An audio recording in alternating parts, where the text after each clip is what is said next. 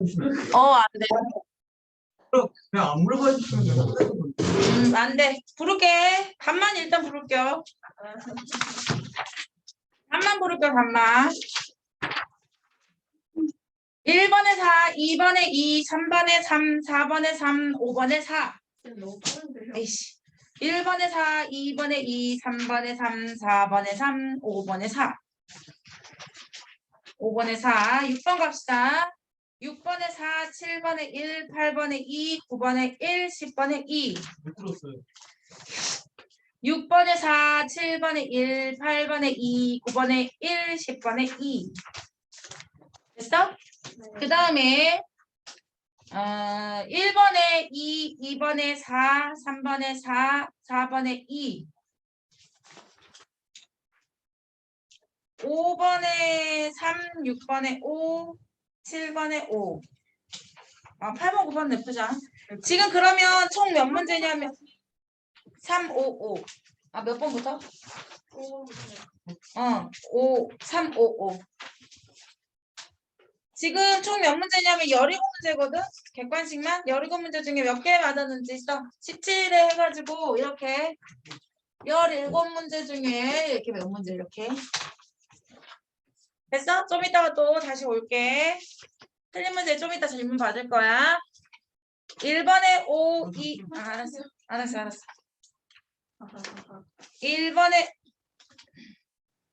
1번에 5, 2번에 1, 3번에 3, 4번에 3, 5번에 5, 6번에 2. 6번에 2. 됐고, 5번에 5.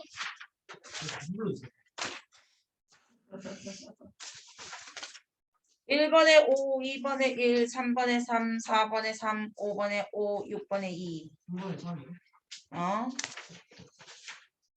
7번에 4, 8번에 3, 9번에 3, 10번에 3. 7번에 4, 8번에 3, 9번에 3, 10번에 3. 뭐 자꾸 그래? 1번에 14, 2번에 4, 3번에 5, 4번에 2, 5번에 1, 6번에 2, 7번에 3. 여기도 17이야. 17에 맞는 개수. 맞은 게 있어요. 틀린 게 사람 안 돼. 너 틀린 게 써였어 처음에? 네. 그랬어? 맞은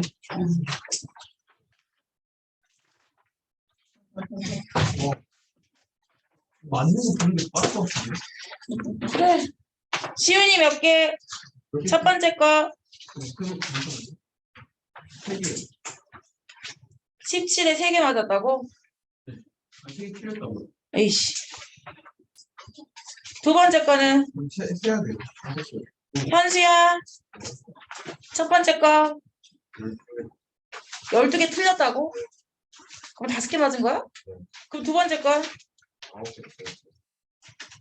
나한테 빼기 시키냐? 지연아. 12, 16. 지연아. 16개.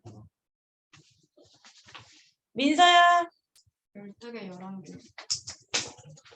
서인아. 12, 12.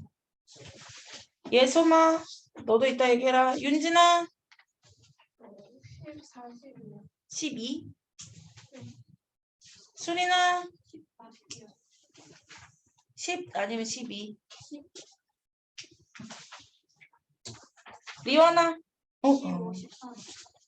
15. 13. 13. 예빈아. 11, 3이요. 안 풀었지 너 뒤에 거. 그래서 말이요? 응. 몇 개 틀렸는지 말해봐. 아무거나 말해. 6개 틀렸어.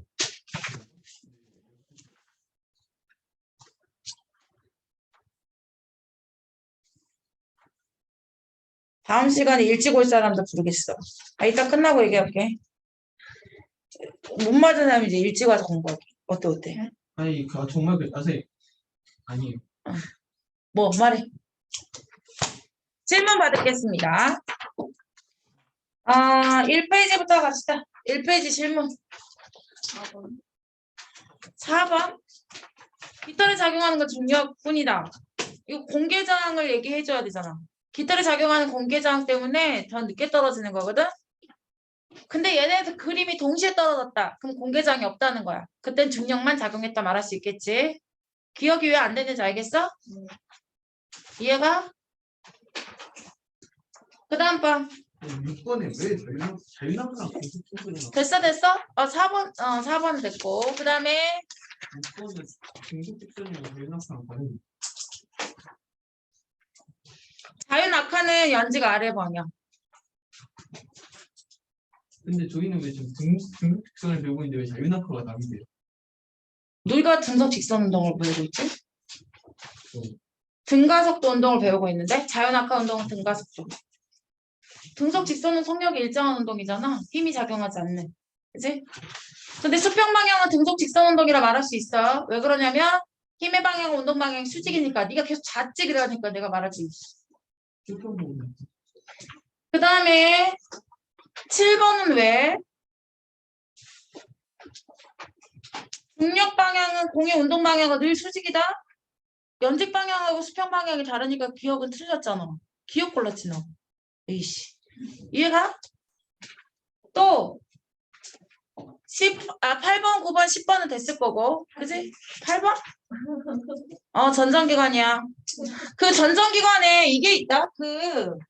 너네들 이제 이런 말을 안 들었겠지만 여기 이렇게 이석이라는 게 있어. 귀자의 도석자거든. 근데 이게 감각모를 이렇게 잘하고 있어. 이 감각모의 위치가 움직여. 이 돌이 중력 때문에 내가 이렇게 기울으면 이게 이석이야. 손가락 있는 밑에 있는 손바닥이. 그리고 손가락이 감각모야. 그럼 내가 중력에 따라서 이 이석이 움직이게 된다고. 그럼 감각모가 움직이겠지. 그래서 내가 눈을 감고도 내가 회전을 하고 있는지 멈춰 있는지를 알 수 있다. 그 소리를 하는 거야. 이해가? 그러니까 전정기관이 그래서 기울기 감각을 조절하는 거야. 달팽 방고리관에서는 이렇게 있잖아. 관이. 근데 여기에서 이 관이 약간 림프액이 들어있거든. 그러니까 이 빨대로 되어 있는 거야. 빨대로. 관이 이렇게 있거든 여기가. 근데 이 관이 있는데 림프액이 들어있어서 니들이 돌지. 그럼 얘도 림프액도 돌아. 근데 니들이 멈추지. 근데 림프액이 계속 돌아. 그래서 어지러운 거야. 그럼 니들이 이걸 어지러우려면 반대로 돌면 돼. 림프액이 빨리 그럼 멈출 수 있거든. 그럼 물어보자. 림프액이 내가 멈췄으면서도 계속 도는 이유는 뭘까? 두 글자. 이것 때문에. 그래서 관성 때문이야. 그러니까는 이 반거리간의 회전 감각을 담당하고 있는 아이는 우리가 회전 감각을 왜 느끼냐면 관성이라는 물리적 성질 때문에 그런 거야. 이해가? 전정기관은 왜 우리가 기울기 감각을 느낄 수 있냐면 중력 때문에 그렇다고. 이석이라는 부분이 중력을 향해서 계속 움직이게 주기 때문에 감각모가 거기에 따라 움직여. 그래서 우리가 왜 기울어져 있는지 그렇지 않은지를 알 수 있게 된다고. 이해가지? 이게 뭘 물어볼 게 없지 여기. 또 질문 있어? 7번? 아까 7번 했죠? 했어요. 7번 했걸. 기억이 왜 틀린지 이해가지? 니은은 왜? 니은. 뭐래. 수평방에 던져놓고 할수록 바닥에 빨리 도착한다. 그건 상관없다니까? 리오나, 여기서 얘가 던진 속도가 뭐 2V였다, 3V였다. 이거는 수평 방향으로 떨어지는 거 있지. 이동하는 거리는 달라질 수 있어. 그러나 이렇게 떨어지는 거 있지. 그건 똑같아. 다시 말해서 2V로 쏘나 3V로 쏘나 똑같은 속력으로 떨어진다고 여기. 근데 더 이동 거리가 이쪽이 더 많냐 안 많냐의 차이만 있을 뿐이야. 응? 원운동이 이렇게 뺑글뺑글 도는 운동? 원운동이 등속 운동이야. 왜 그러냐면 원운동은 물체가 이제 공을 돌리잖아. 그럼 얘한테 작용한 힘이 구심력이란 말이야. 근데 순간순간 얘는 힘의 방향과 수직 방향으로 계속해서 돌고 있거든. 순간 이때도 수직, 이때도 수직 이런 식으로. 그래서 힘의 방향과 운동하는 방향이 수직이어서 힘이 등속 운동이 작용하고 있다는 거야. 또 질문. 없으면 넘어갑시다. 그 다음에 1번부터 4번까지. 이건 어? 주산판에서요 1g이 1000g이 1kg 1kg이 1000g이에요. 또 질문 있어 여기서? 1번 연지가 아래 방향이잖아 중력은. 그지? 그림 쪽에서 아래쪽 방향이 아니라 지구 중심 방향이라고 그러니까 틀린 거야. 이거는 기억 방향이. 잠깐만. 니은은 있잖아. EM하고 M이니까 질량이 2배니까 당연히 중력도 2배야. 이해가지? 근데 중력 가속도는 일정하다 그래야지. 그래서 니은만 답이었던 거야. 그 다음에 2번. 2번에 중력 가속도 누가 제일 크니? 모두 같다고. 그런데 뭐가 다르냐면 공계 저항이 달라. 그래서 떨어진 속도가 제일 다른데 A가 제일 먼저 떨어져. 그 다음에 C, 그 다음에 D, B야. 그럼 A가 먼저 떨어진 이유는 무거워서가 아니라 공계 저항을 적게 받았기 때문이다 라고 말해야 돼. 왜냐하면 중력 때문에는 얘네들 중력 가속도가 모두 다 같기 때문에 일정한 속도로 떨어져야 하거든. 이해가? 그러면은 공계 저항이 있다면 바닥에 도달한 성격은 B보다 크다 이거 맞고 공계 저항이 없다면 모두 다 동시에 떨어져야 돼. 이해가? 그러니까는 A가 B보다 낮은 곳에 위치한다 틀렸고 B와 C가 중력이 크게 같다는 말은 질량이 같다는 얘기야. 같은 종이니까 질량이 같겠지. 또 질문 4번 갑시다. 4번. 그림에 표시된 위치들 사이의 거리는 이 구간의 평균 속력에 비례한다. 구간의 속력이 비례하겠지. 간격이 넓으면 넓을수록 더 빠르다는 얘기를 하는 거야. 3번. 니은 시간과 속력 그래프를 가면 곡선 그래프가 된다가 아니라 시간과 속력 그래프는 이렇게 가져야 돼. 이렇게 가져야 돼. 속력이 일정하게 증가하고 있는. 그리고 나서 속력이 증가하는 까닭은 운동하는 방향과 같은 방향으로 중력을 받기 때문이야 라고 말해주고 이때 그러면 타임과 F 그래프는 어떻게 되냐면 일정하고 그 말은 타임과 가속도도 일정하다는 얘기가 되는 거야. 4번 됐냐? 4번에 질문 있냐? 4번? 공을 1초 간격으로 사진을 찍어갖고 나타냈대. 그리고 2초일 때 수평 방향의 속력은 처음에 던진 속력과 같아야 돼. 왜냐면 수평 방향의 속력은 언제나 같아야 되니까. 왜 그러냐면 힘의 방향과 운동하는 방향이 수직이니까. 이해가냐? 그 다음에 연직 방향으로 속력은 5초일 때가 2초일 때보다 2.5배 빠르다. 이렇게 5초일 때가 더 빠른데 2.5배 빠르다. 라고 말했거든. 이거 맞지 틀려?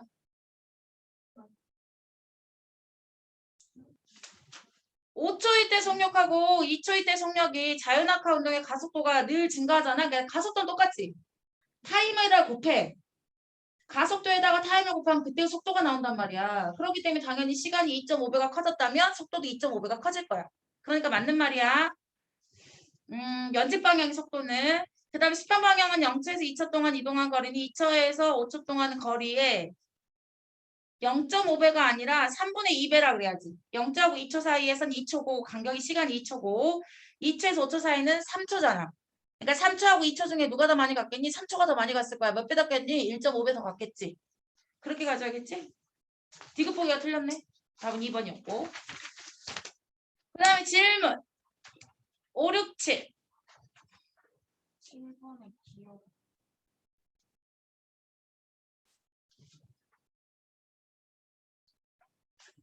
이것도 중력의 영향을 받은 거야. 세포벽도. 그게 높이가 높은 아이들, 키가 큰 아이들 이런 아이들이 그 물을 머금고 있잖아 그 아이들이. 근데 그거를 중력이 센데 그거를 버티고 있으려면 벽이라고 하는 단단한 줄기들이 필요했던 거야. 7번엔 7, 8, 9의 답이 뭐였어요? 8번, 9번은 안 했는데 8번, 9번 안 하려고 그냥 7번에 5번이었고 모두야. 또 1번부터 6번까지 1번. 관성이 옳지 않은 거? 물질 속도에 따라 상관이 있는 게 아니라 질량에 따라 상관이 있다. 관성. 그래서 5번이 틀렸던 거였어. 그 다음에 1번에 0.05kg 곱하기 300m/s 해가지고 1번이었던 거야.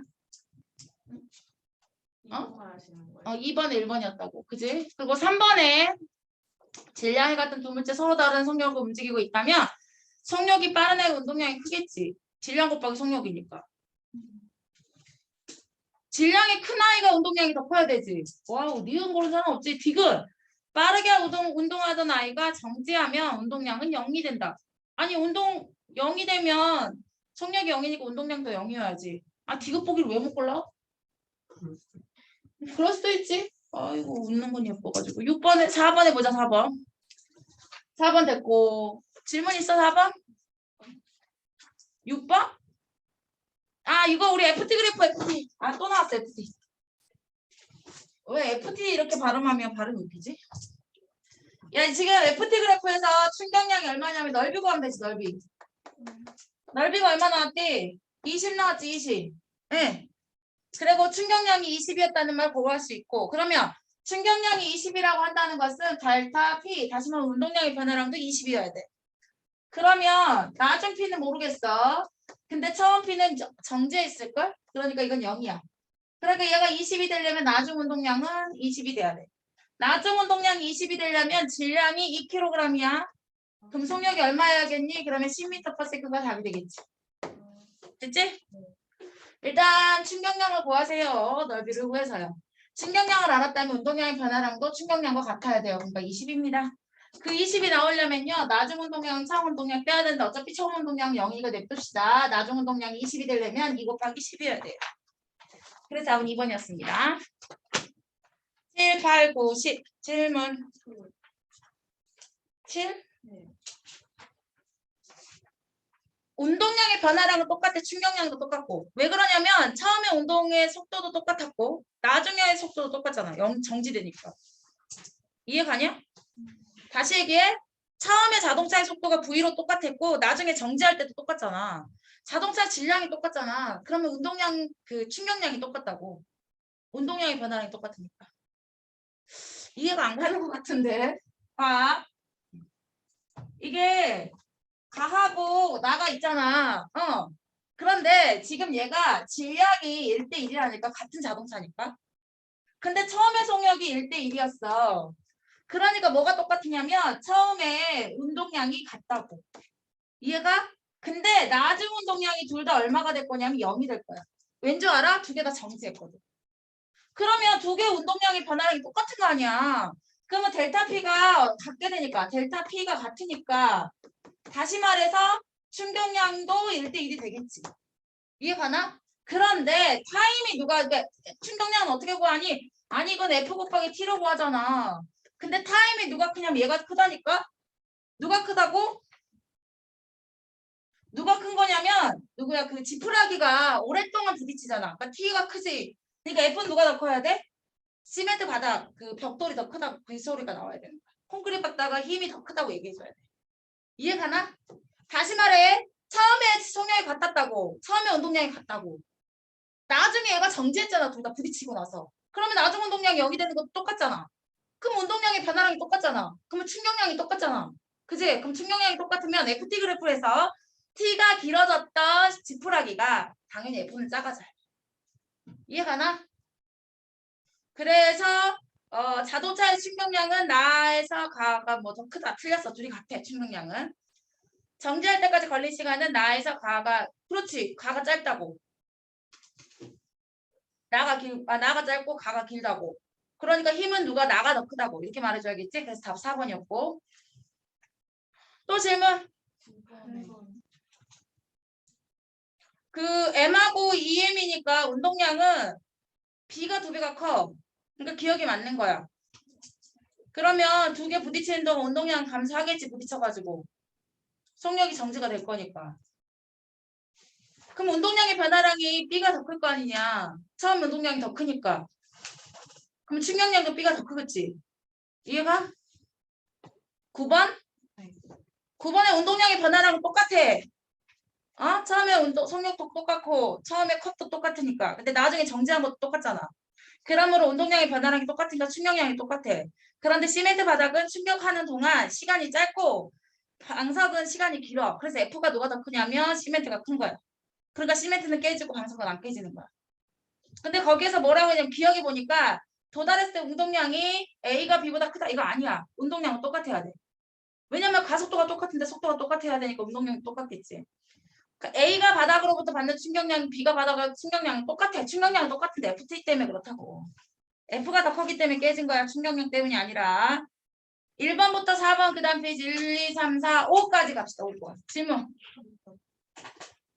3번. 호신이 길다는 것은 시간이 길어서 FT가 커진다는 얘기야. 야구방망이 끝까지 휘둔다는 것도 시간이 길어졌다는 얘기야. 시간이 길면 충격량이 커진다는 얘기야. 그래서 시간이 길수록 운동량의 변화량을 증가시키기 위한 게 5번이야. 충격량을 키웠다는 얘기야. 4번 봐봐, 4번. 4번에 2kg짜리 2m/s를 속력하고 있는데 0.4초 후에 속력이 4m/s가 되었대. 그럼 운동량의 변화량은 얼마냐? 아니, 처음에 운동량이 얼마였냐면 4였어. 2kg 곱하기 2m/s였으니까. 그러니까 처음에 운동량은 4였어. 근데 2초 후에 0.4초 0.4초 후에 얼마가 됐냐면 나중 운동량이 2kg에다가 4m/s로 증가했으니까 이렇게 된 거야. 8. 그럼 운동량의 변화량이 얼마가 됐냐? 빼면 되잖아. 4. 이해가나? 그러면 충격량이 얼마인가? 4. 똑같으니까. 그럼 얘는 어떻게 구할 건데? FT를 구해야지. T가 0.04라며. 그럼 여기가 4가 되려면 여긴 얼마겠니? 이렇게 되는 거죠. 그치? 그래서 몇 뉴턴이 돼야 되는 거야? 100뉴턴이 돼야 되는 거 아니야? 그래야 4가 나오지. 그치? F는 100뉴턴. 그래서 디귿보기가 틀렸던 거야. 됐냐? 또 질문 있어 여기? 넘어가서 6, 7번에 대한 거. 6번에 승용차가 트럭에 작용하는과 시간과 두 개의 시간은 같아. 부딪힌 시간이 같으니까. 승용차의 운동량 증가량은 트럭의 감소한 운동량과 같아야 돼. 운동량의 변화랑 똑같아야 돼. 둘이 충격량이 똑같으니까.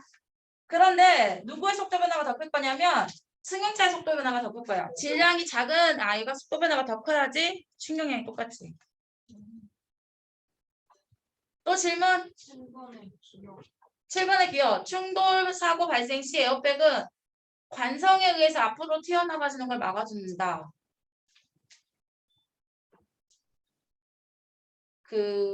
얘가 튀어나가주는 걸 막아주는 건 아니고 튀어나간 걸 막을 수는 없어. 그건 누가 막아주냐면 안전벨트가 막아주는 거야.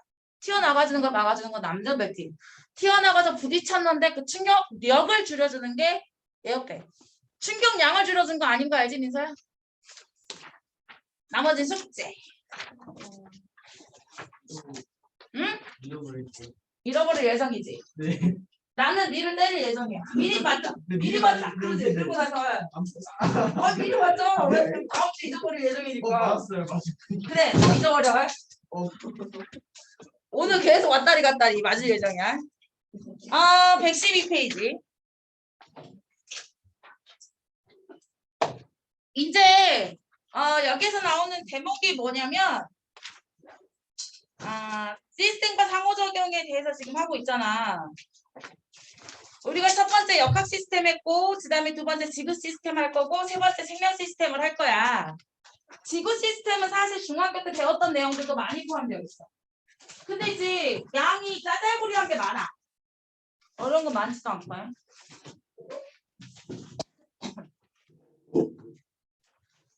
생명 시스템은 좀 할 게 많아서 다음 시간에 겁나 열심히 달려야 돼.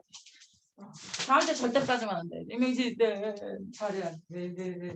저희 크리스마스 때 수업 크리스마스 때 수업 안 해. 1월 1일은 해. 그죠? 왜 안 하는 거예요?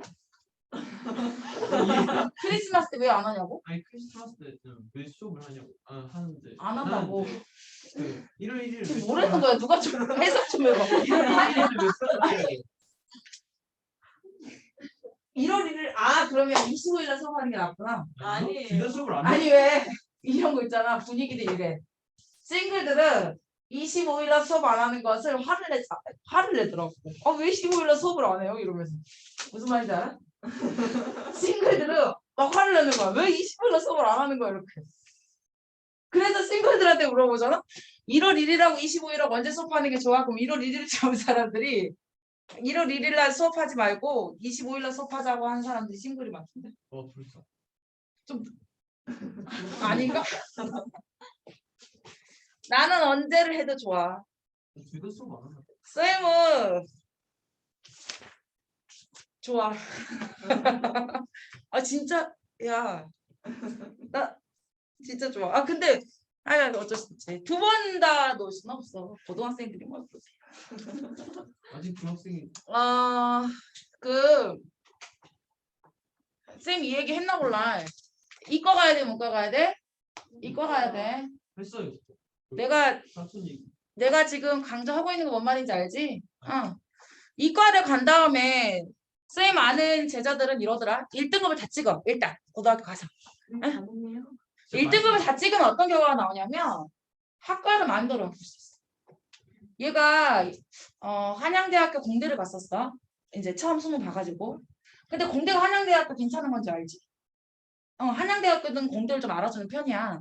그래서 취업도 잘 되는 편이고. 그런데 얘가 반수를 했어. 반수를 하고 어디를 가냐면 의대를 갔어.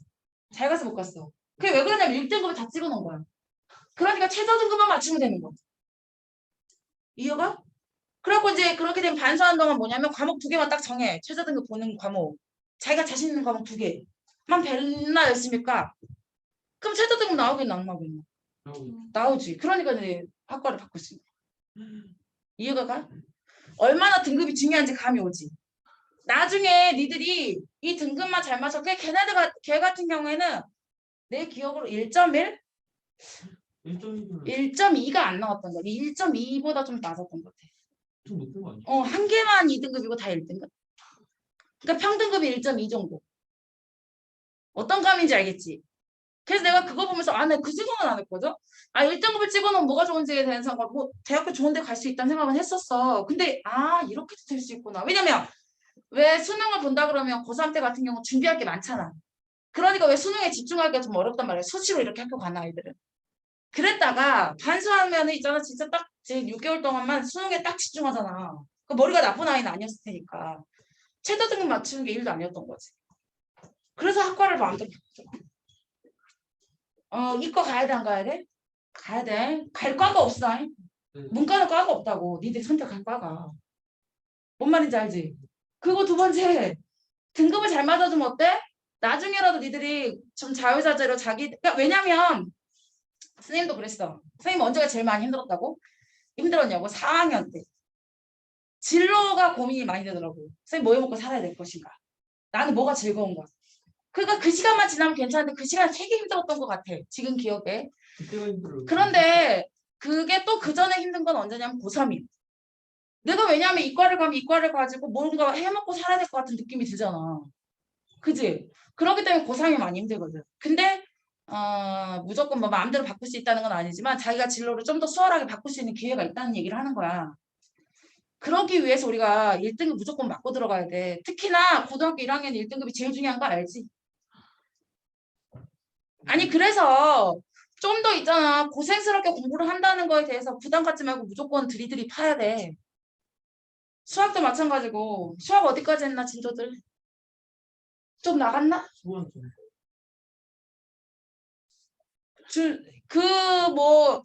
근데 또 그래서 왜 수학을 싫어해서 저는 문과를 갈 거예요 하는 애들은 뭐 수학이 쉬워지지 않는 건 알지? 별로 문과 갔다고 해서 이익이 없다라는 건 알지? 이게 무조건 수학은 해줘야 되니까 고생 좀 하고. 근데 1학년 때 지금 고생하는 게 좀 나이? 나중에 가면 돌이킬 수 없을 때가 반드시 오리니. 절대 안 돼. 지금 좀 고생해. 아니 뭐 이제 연말도 되고 누군가 나한테 그러더라고. 이제 군대도 갔다 왔고 이제 좀 더 진로를 결정하려고 하니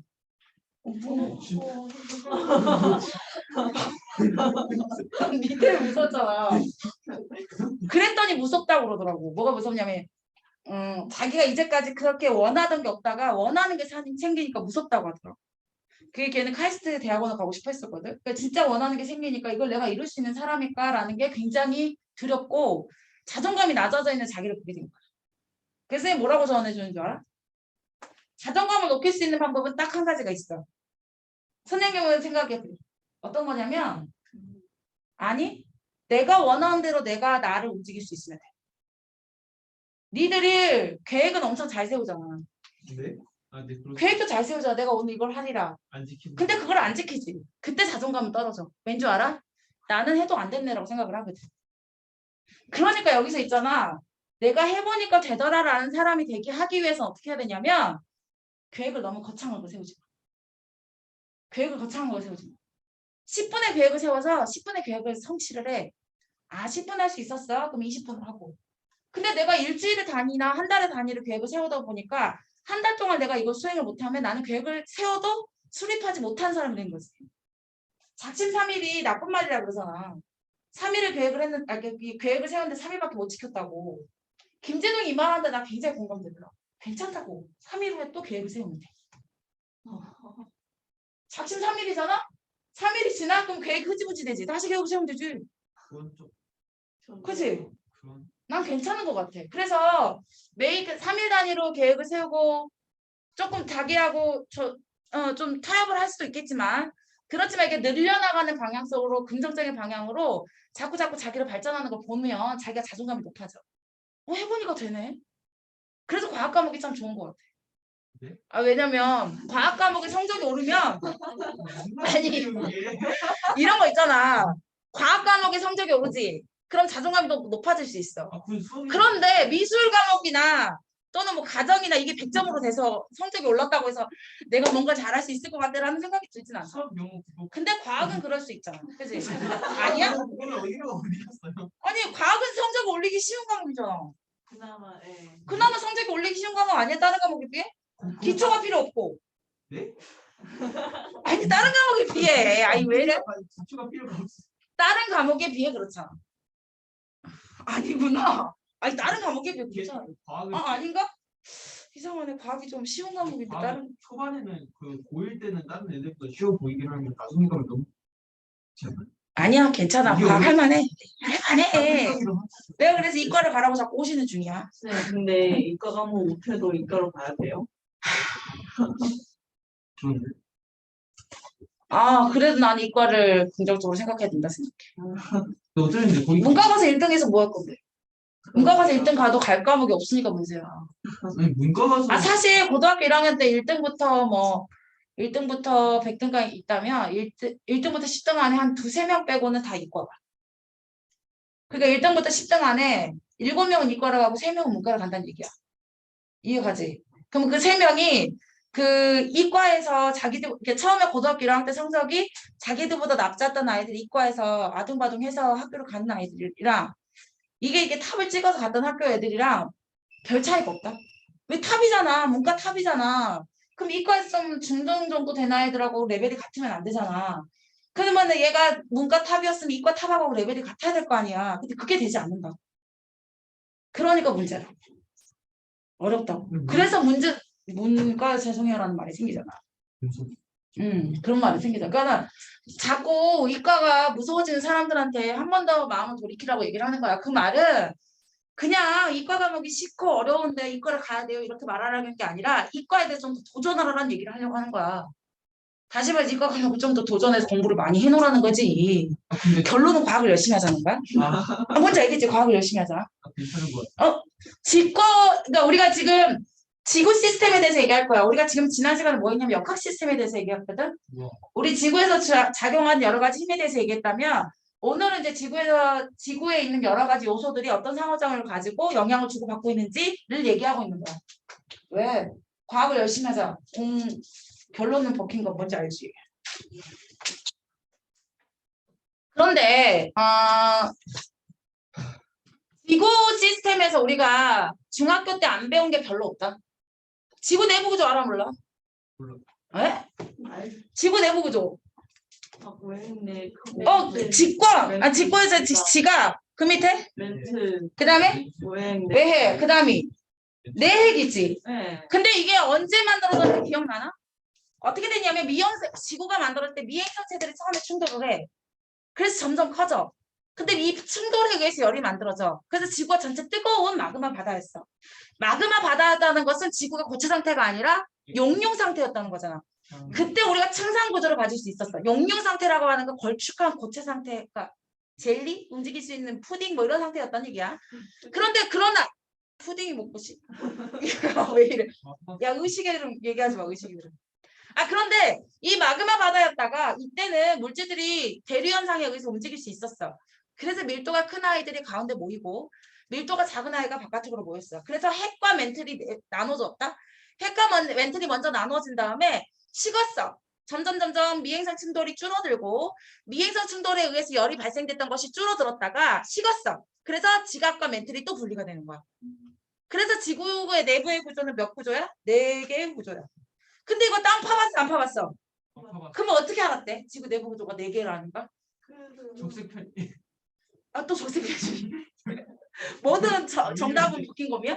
이거 제가 저 무슨 지지파 분석에 의해서 그랬잖아. 피파, 아. 에스파. 피파, 에스파. 그지? 피파하고 에스파는 가다가 외액부터 안 갔잖아. 에스파요? 에스파는 외액부터 안 갔어. 응? 뭐? 결국 이름이에요. 에스파. 에스파가? 얘네들이 맨날 반에서 불행만 그리고 있어요 지금. 에스파가? 네. 몰라 그냥 넘어가도 되는 거예요. 넘어가요. 나 진짜 사실 넘어가요. BTS 아직 얼굴을 다 모르네. 저도 몰라요. 그 김민쌤이 맨날 이렇게 부르는 거 있어요. 왜? 아, 김민쌤 좀 알려줘. 아, 나 김민쌤 노래 부를 때마다 도망가고 싶어. 아니, 갑자기 에스파는 그 외액부터 못 갔어. 그래서 외액이 액체 상태인 걸 알았잖아. 외액이 액체 상태인 걸 어떻게 알았냐면 에스파가 통과하지 못하니까. 근데 다시 내핵은 고체 상태야. 어떻게 알았냐면 통과한 피파가 속도가 다시 증가했거든. 우리가 지구 내부 구조 중에서 그럼 가장 중요한 건 뭐냐면 첫 번째 우리가 몰랐던 사실 중에 첫 번째 뭐냐면 외핵이야. 외핵 무슨 상태니? 그 고체는 지구 내부에서 지구의 구조 여러 가지 중에서 선생님이 첫 번째 뭘 좀 짚고 넘어갈 거냐면 첫 번째 외핵을 좀 짚고 넘어가 주려고. 외핵은 무슨 상태라고? 액체 상태야. 외핵은. 야 물어보자. 외핵이 액체 상태인데 외핵은 어떤 물질로 돼 있어? 다시 말해서 핵은 어떤 물질로 돼 있냐 물어보는 거야. 그러면 우리가 이제 기억을 해야지. 아, 마그마 바다 때 엄청 미행 상태로 충돌해갖고 엄청 온도가 높아져가지고 이게 용융 상태 마그마 바다에서 뜨거운. 그때 밀도 차이에 의해서 무거운 애는 가라앉고 가벼운 애는 위로 떴단 말이야. 그 무거운 애가 뭐였냐면 철과 니켈이었어. 가벼운 애가 뭐였냐면 규산염. SO4 4-에서 뭐해? 삼연체 구조, SO4 4- 삼연체 구조 해가지고 거기에가 복사슬 구조, 단사슬 구조. 아니 그거. 아 모르나? 아, 왜 이래? 그지. 그래가지고 나는 괜찮아. 그래 나 다시 할 거니까 괜찮아. 나 엄청 열심히 달려가지고 다시 1월달에 또 할 거야. 아니 그런데 그 철과 니켈이 되어 있어. 다시 말해서 외액은 금속 형태로 되어 있다. 이해가냐? 세 번째 얘는 있잖아. 대류 현상에 의해서 움직임이 있다. 왜 움직이냐면 지구가 자전하잖아. 지구가 자전을 하지. 네. 그러니까 얘네들이 외액 상태가 액체 상태야. 오케이 이해 갔어. 에스파가 통과 못했으니까. 두 번째 얘는 금속 상태로 되어 있어. 마그마 바다 때 밀도가 큰 아이들이 가운데 밀렸는데 그때가 철과 니켈 금속 상태였으니까. 세 번째 지구 자전에 의해서 얘는 움직이고 있어. 그래서 얘가 자석을 만드는 거야. 이게 왜 그러냐면 얘 때문에 지구 자기장이 만들어지는 거야. 그거 너네 있잖아. 우리가 중학교 3학년 때 이런 거 있잖아. 전류가 흐르는 부분이 있어. 그러면 전류가 흐르는 방향 요 방향 자석이 여기 했어 안 했어? 전류 자기장 했어 안 했어? 전류가 흐르고 있는 게 전자들이 움직이는 거잖아. 플러스나 마이너스나. 근데 금속은 플러스나 마이너스나 굉장히 많이 되어 있는 자유전자들이 많이 풍부하게 있는 아이란 말이야. 그럼 그 금속 상태였던 외액이 움직이고 있다는 건 전류가 흐르는 효과랑 똑같은 거야. 그럼 걔가 움직이고 있다는 것은 자석이 만들어질 수 있다는 말 이해가니? 그래서 우리가 지구가 이렇게 있으면 지구가 여기가 이렇게 하고 여기 북극이라고 여기 남극이라고 그러잖아. 나침반 여기 무슨 극이 가니? N극이 간다. 여기 무슨 극이야? S극이 가. 나침반 N극이 향해서 여기는 N극이라 불렀어. 아 북극이라 불렀어. 그런데 엄밀히 말하면 지구가 자석으로 본다면 여기는 S극이고 여기가 N극이었던 거야. 다시 말할까? 지구의 북극은 N극이 아니라 S극이야. 자석으로 말하면. 그래서 나침반을 하면 그러니까 나침반이 N극이 글로 향하는 거야. 이해가? 너네 왜 이거 있잖아. S극하고 N극하고 좋아하는 거 아니야? S극하고 N극하고 좋아하지. 그 자석이 우리가 S극이야. 어떻게 알아? 그쪽으로 N극을 나침반이 N극 그쪽으로 향하니까 그런 거잖아. 우리가 나침반이 북극을 N극을 향한다는 말은 나침반의 그 자석 지구의 북극은 자석으로 말하면 S극이 된다는 거야. 그러면 당연히 남극은 N극이겠지. 그러면 다시. 나침판이 북쪽 N극을 향한다는 것은 거기가 자석이네. 자석을 말하면 S극이네. 자석이 왜 생겼지? 외핵 때문에 그렇다니까.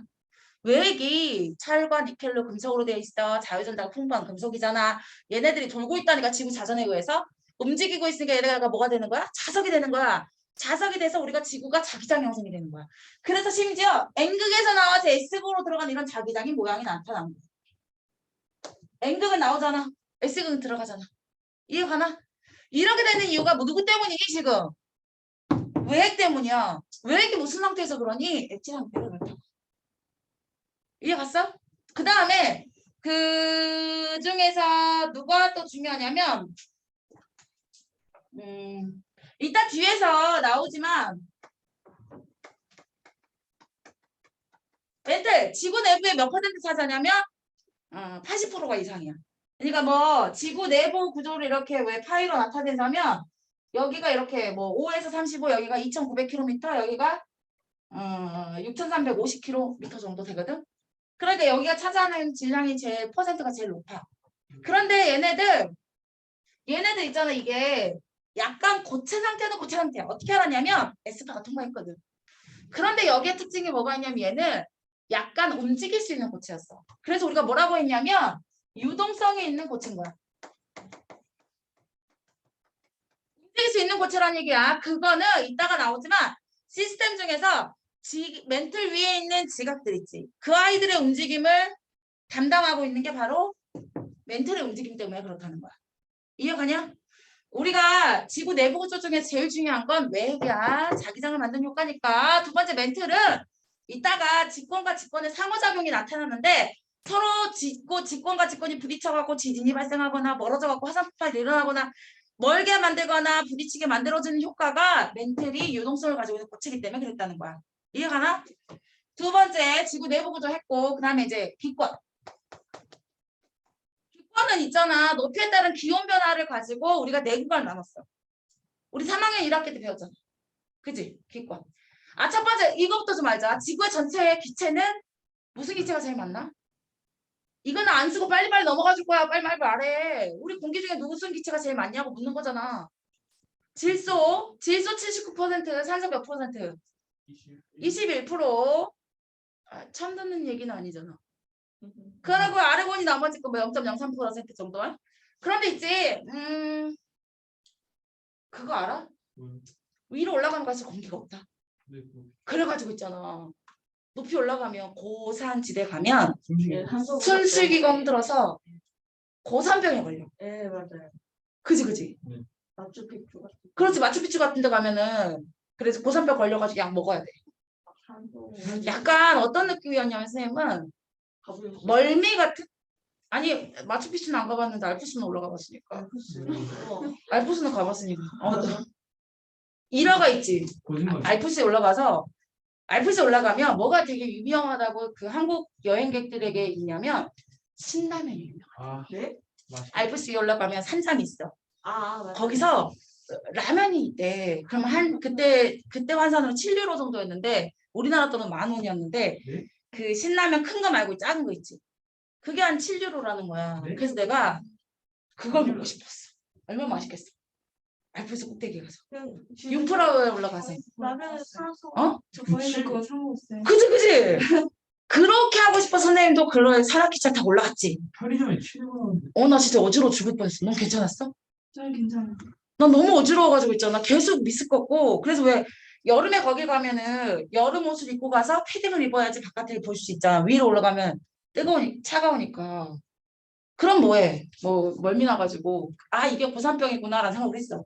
천천히 올라가면 괜찮은데 급히 올라가면 더 심한 거 알지? 그러면 그러면 높이 올라가면 갈수록 공기가 없어. 왜? 그 산소가 무거운 다른 중력 때문에. 그렇지, 중력 때문이지. 위로 올라가면 갈수록 중력이 약해가지고 지구로부터 한 10km 이내에 모든 기체가 다 있다고 하면 돼. 한 90%의 기체는 10km 이내에 다 있다고 봐. 대류 현상에 의하여 10km 이내에 다 있는 거야. 무슨 말인지 가지? 그런데 또 우리가 여러 가지 기층 중에 기권에서 대류권 있잖아. 대류권은 뭐가 제일 중요하냐면 기상현상이 일어나는 곳이지.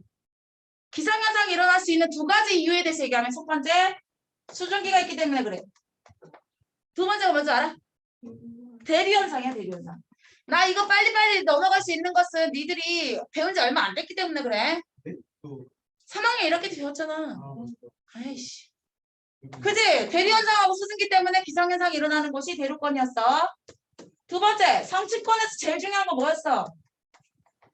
아니, 오존층이잖아, 오존층. 오존층.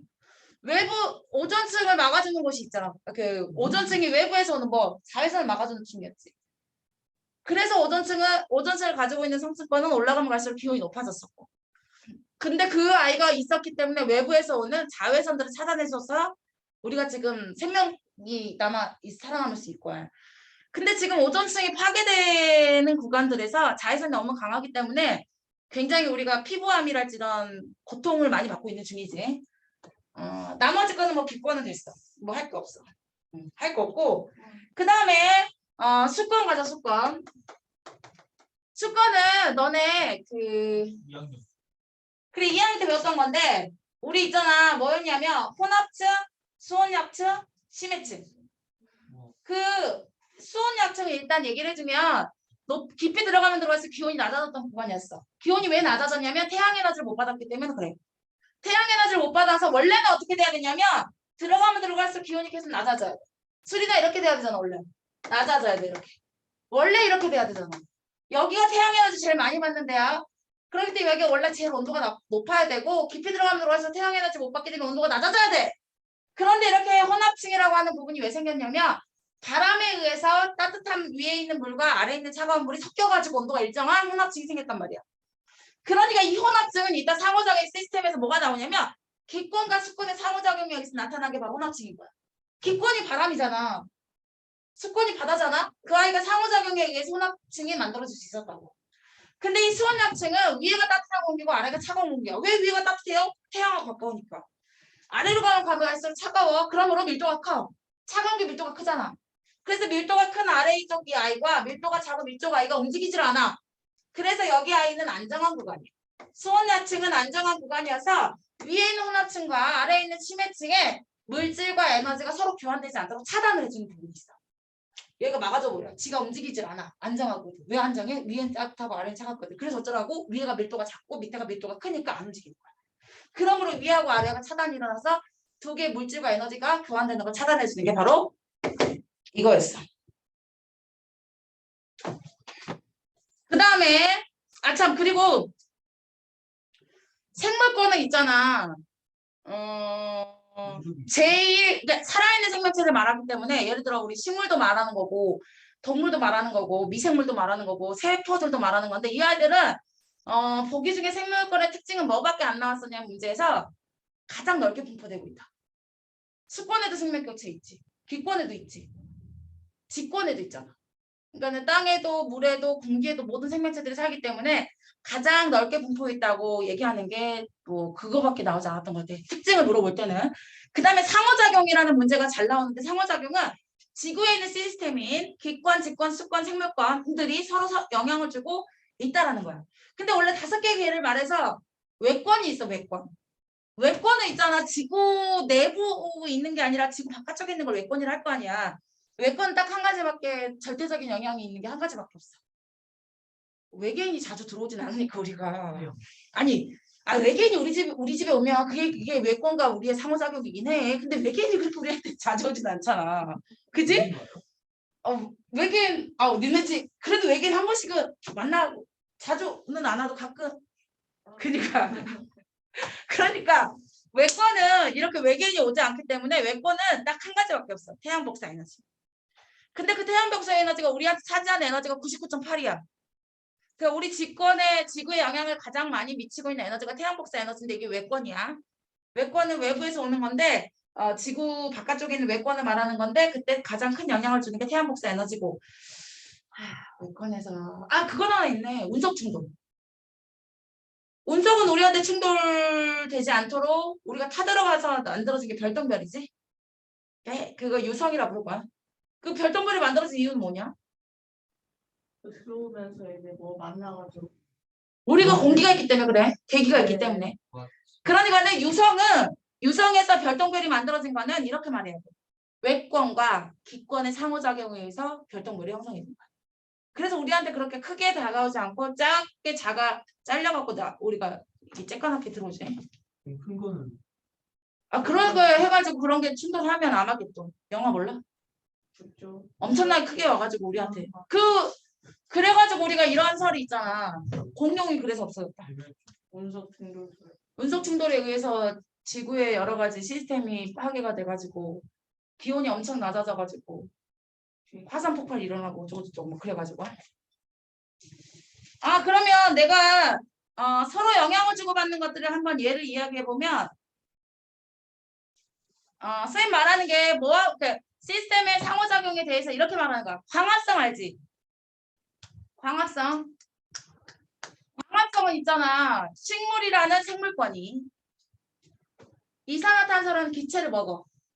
그리고 나서 산소를 내뱉어주면서 포도당을 만들어내는 거잖아. 그러니까는 기권과 생물권의 작용작용이라고 말하는 거야.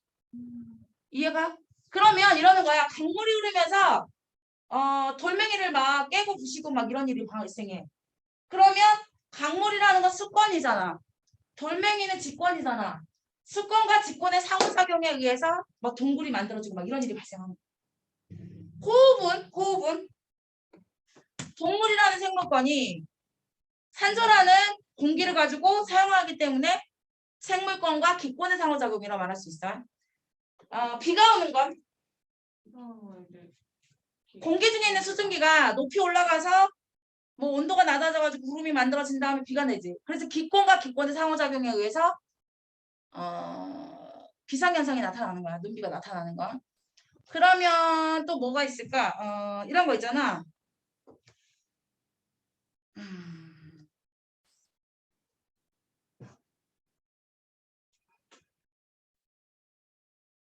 이런 거 있지. 화산 폭발에 의해서 기체가 발생한 다음에 태양 에너지가 줄어들었어. 이렇게 한번 해볼까? 봐봐, 화산 폭발이 일어났어. 화산재가 만들어졌어. 화산재가 하늘에 뿌옇게 있으니까 태양 에너지가 못 들어와서 기온이 낮아졌어. 그럼 뭐와 뭐의 상호작용이야? 일단 화산 활동은 직권이야. 태양 에너지는 외권이야. 그러니까 직권과 외권의 상호작용이라고 말할 수 있어. 그 다음에 그 태양 에너지가 못 들어와가지고 기온이 낮아졌지. 기온이 낮아졌으니까 직권과 기권의 상호작용이라고 말할 수도 있겠지. 이렇게 상호작용은 우리한테 늘 일어나고 있으면서 시스템과 시스템이 서로 영향을 주고 있는 걸 우리가 이번 단에서 얘기하는 거야. 근데 얘가 문제가 잘 나오더라. 말해. 근데 그 태풍 발생하는 게 왜 기권이랑 수권이에요? 태풍이 발생하는 거? 바다에 바다에서 만들어져서 그래. 그 바다가 저기 뜨거운 바다 있지. 뜨거운 바다에서 뜨거운 온도 상태에서 수증기가 만들어지지. 바다가 증발해서. 그 증발되는 아이가 에너지를 갖고 돼서 태풍이 만들어지거든. 그래서 수권과 기권의 상호작용이라고 말하는 거야. 상호작용에 대해서는 한번 보고 넘어가면 좋을 것 같아. 오로라는 뭘까? 오로라는 외권과 기권의 상호작용. 그리고 지진의 일은 수권이랑 직권과 수권의 상호작용. 화석연료가 생성되는 건? 생물권과 직권. 그렇지, 생물권과 직권. 화석연료 석탄이 만들어지는 건 고사리 같은 게 차곡차곡 쌓여갖고 석탄이 되잖아. 그러니까는 고사리 같은 아이들, 식물들이 쌓여가지고 석탄이 됐으니까 식물들은 생물권, 석탄은 직권. 그래서 생물권과 직권의 상호작용. 이렇게 하면 되지. 또 식물이 분해가 안 될 수가 있어. 응. 그래가지고 미생물이 묻혔어요. 미생물이 빨리 묻히면 그 미생물들로부터 보호해 줄 수 있어. 그러니까. 그 다음에 상호작용.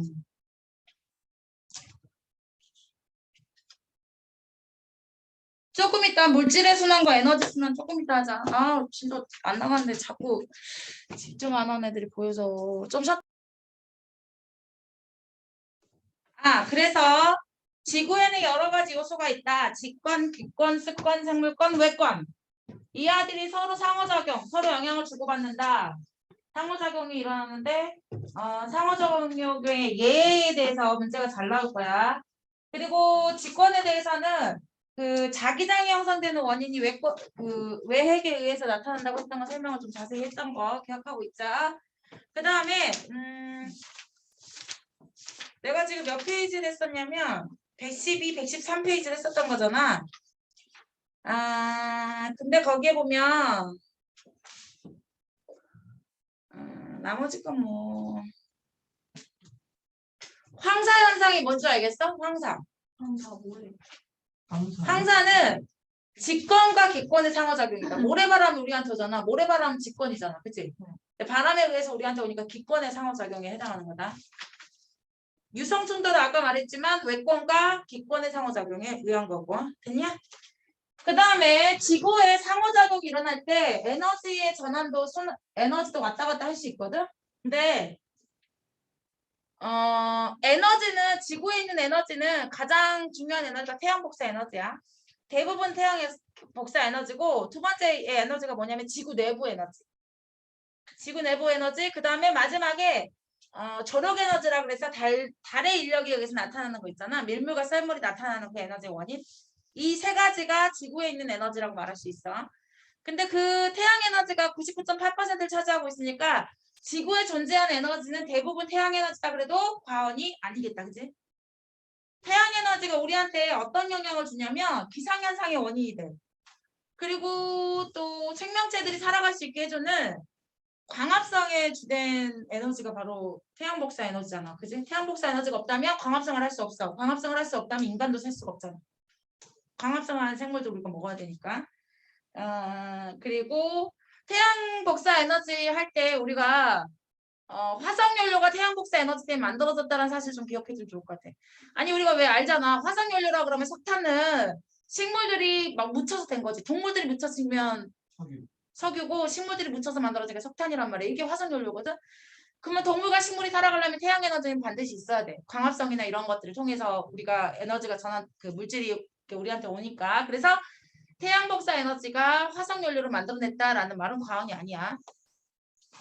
근데 그 에너지에서 지구 내부 에너지는 왜 지구 내부 에너지 때문에 판의 이동이 일어나고 그러니까 멘틀이 이동하기 때문에 지진이 발생하는 건지는 알지. 그건 좀 이따가 지구의 움직임에 대해서 다시 한번 얘기할 거지만 그렇게 되고 에너지는 있잖아. 순환하는 게 아니야.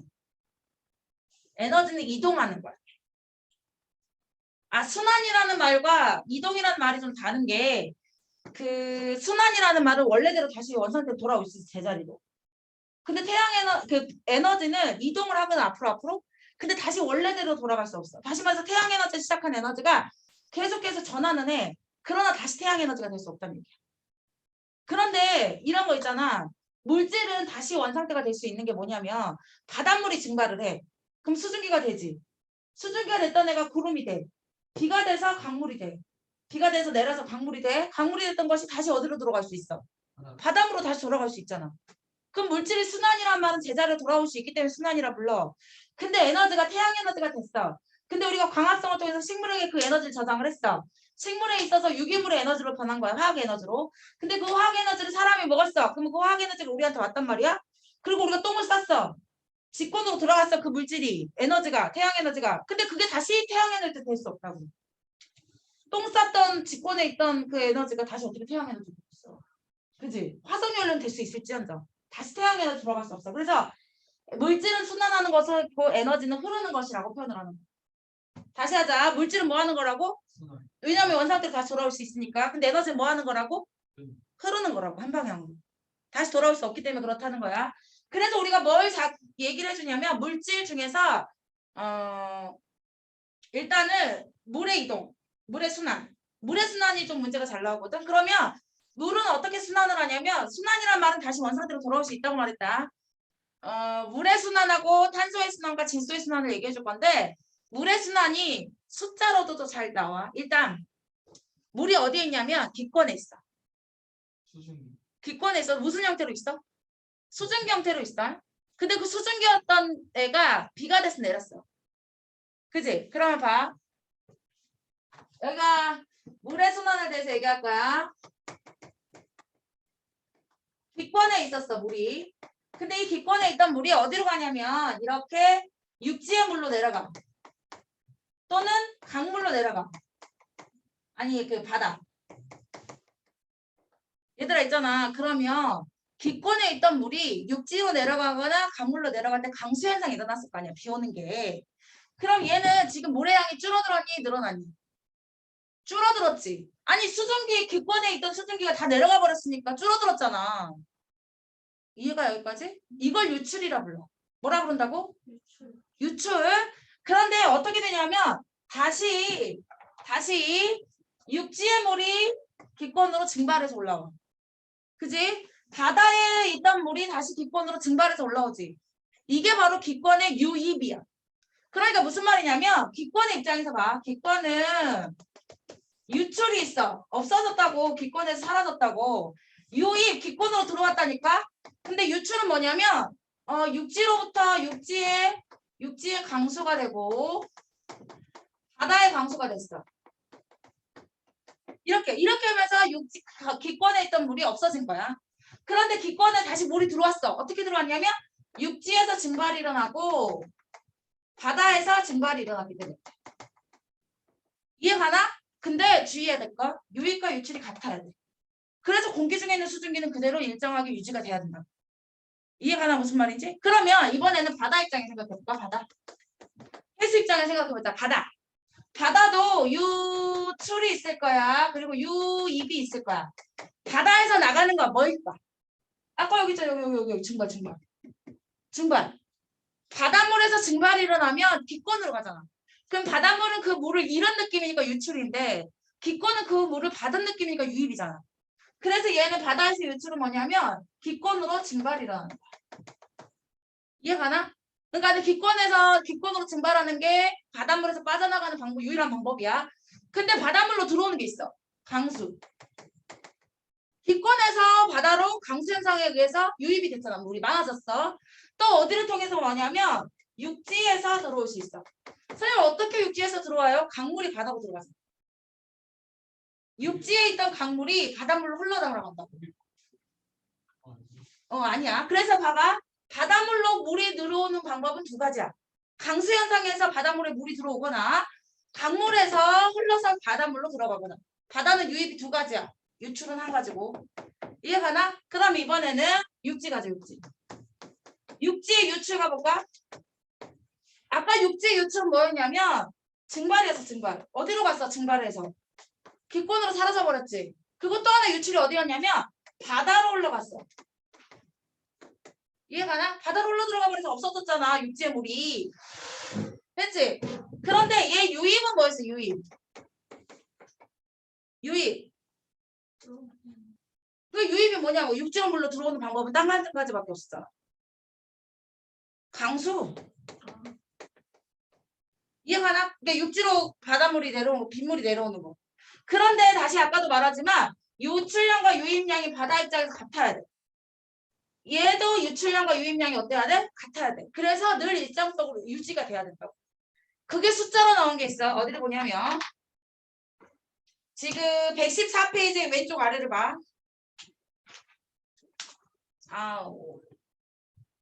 PPT를 띄우면 좋았을 텐데. 이름이 어때요? 후회가 되네. 시간이 걸리잖아. 내가 그걸 안 갖고 왔어. 뭐요? 녹화하고 있는 거 맞아. 봐봐. 녹화하고 있는 거 맞아. 어딜 가냐면 바다의 입장에서 보자. 바다에 그 육지로부터 유입되고 있는 그림 보이냐? 네. 지표에서 유출 보이지? 지표의 유출 얼마야? 그게 어디로 가고 있어? 바다로 가고 있지. 그럼 바다한테 유입이야. 바다의 유입이 또 어디 있냐면 강수 현상이 있어. 강수 현상이 얼마가 나오냐면 284. 바다의 강수가 284 보여? 그게 지금 바다에게 유입이 된 거야. 이해가? 그러니까는 바다의 증발에 의한 유출이 있지. 그게 320이야.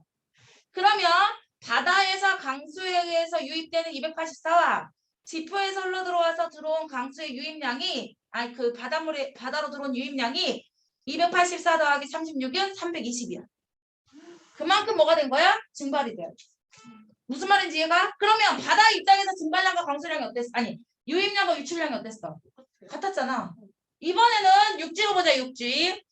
육지는 강수가 96. 이해가? 96 더하기 바다로 흘러들어가 버린 유출이 또 얼마가 있냐면 28이 있어. 36이 있어. 둘이 더하면 얼마냐면 다시 강수가 96. 강수가 96이면 유입이고 유출이 증발과 바다로 흘러들어가는 거야. 그래서 그 지표 유출이 36이고 증발이 60이어서 둘이 더하면 유출이 96. 강수에 의한 유입이 96 같아져야 되는 거야. PPT를 띄울까? 그래서 어딜 잠깐 보냐면 몇 번을 보냐면 120페이지 18번 봐. 120페이지 18번. 한번 해봐. 그 들어온 숫자 18번 문제 한번 들어온 숫자 한번 찾아봐.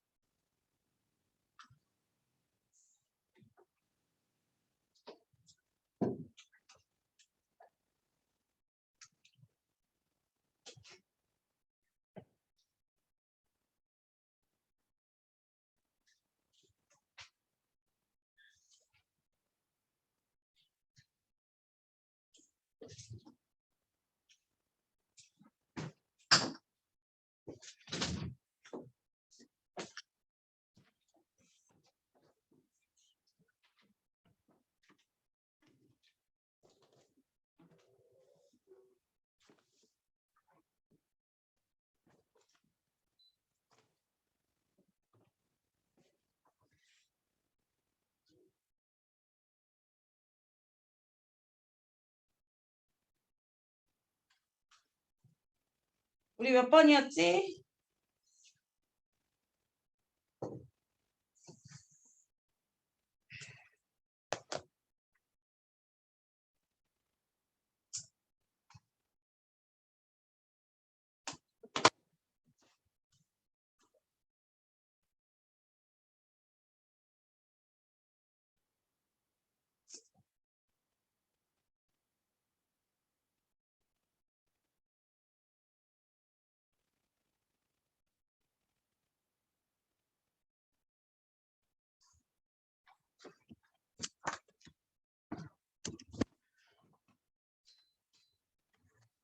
예솜아 잘해라.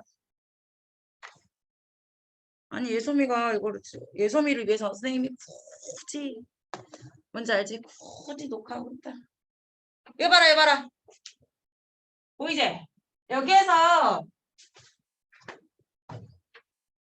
대기 중에 수증기가 이거잖아. 그지? 대기 중에 유입을 찾아볼게 유입을. 대기 중에 유입 어디냐면 증발이 있어. 어디로? 육지에서 증발. 그지? 이게 대기 중에 유입이야. 또 하나 바다에서 증발되는 유입이야. 그러면 대기에 유입된 게 얼마가 나오냐면 380이지. 이해가? 대기 유입이 380. 그러면 대기의 유출은 뭐냐면 강수 96, 이쪽 강수 284. 둘이 다 얼마가 나오니? 똑같이 380이 나와야 돼. 유입과 유출이 같아야 된다고. 이해가니? 이번에 빨간색으로 육지로 갈 거야 육지. 육지의 유입은 뭐냐면 이거야 이거. 강수. 이해가? 근데 유출은 어디냐면 여기 바다로 들어간 유출과 증발 유출이 있는 거야. 근데 요놈하고 요놈 두 개 더한 값이 같아야 되잖아. 근데 얘가 96인데 얘는 60이잖아. 그럼 여기 얼마가 나가야 돼? 아니 유출이 두 개가 더해서 96이 나와야 된다니까. 육지의 유입이 96인데 유출이 두 개가 나갔잖아. 유입량과 유출량이 같아야 되잖아. 그러니까 여기가 60이니까 여기는 36이 돼야 돼. 이해가나? 그럼 이번에 바다 가자. 바다는 파란색이야. 바다는 증발이 유출이야. 그지? 유입은 뭐냐면 강수가 있고 강수가 유입이고 여기 육지에서 들어오는 게 유입이야. 이해가나? 그런데 유출은 증발밖에 없잖아. 근데 그 값이 어떻게 해야 된다고? 같아야 된다고. 그러니까 36 더하기 284가 320 나와야 된다. 됐니? 그래서 상호작용에 의해서 시스템이 왔다리 갔다리 하지만 그 유입량과 유출량 같아야 되는 거야. 그래서 이 값이 무엇입니까?를 찾을 수 있어야 된다고. 그러니까 당연히 봐봐. 육지는 유출이 2개고 유입이 하나잖아.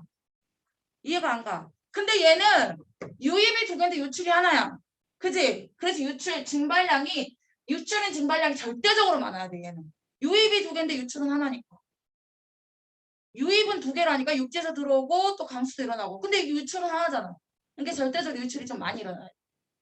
그래서 그 누구냐 육지에서의 증발보다 바다에서 증발이 절대적으로 많게 일어나요. 이때 증발된 수증기가 태풍을 만드는 아이. 그래서 바다에서 태풍이 만들어지는데 이때 이 증발된 수증기가 유입되면서 태풍이 만들어지는 거야. 그럼 이런 증발된 수증기가 많을 때 태풍이 만들어질 거니까 어디에서 태풍이 만들어지냐면 저기 적도 부근에 있는 저의도 지방에 있는 바다에서 태풍이 만들어지는 거야. 그리고 어디를 보냐면 다시 돌아와서 이제 물의 순환했으면 탄소의 순환을 좀 가보자.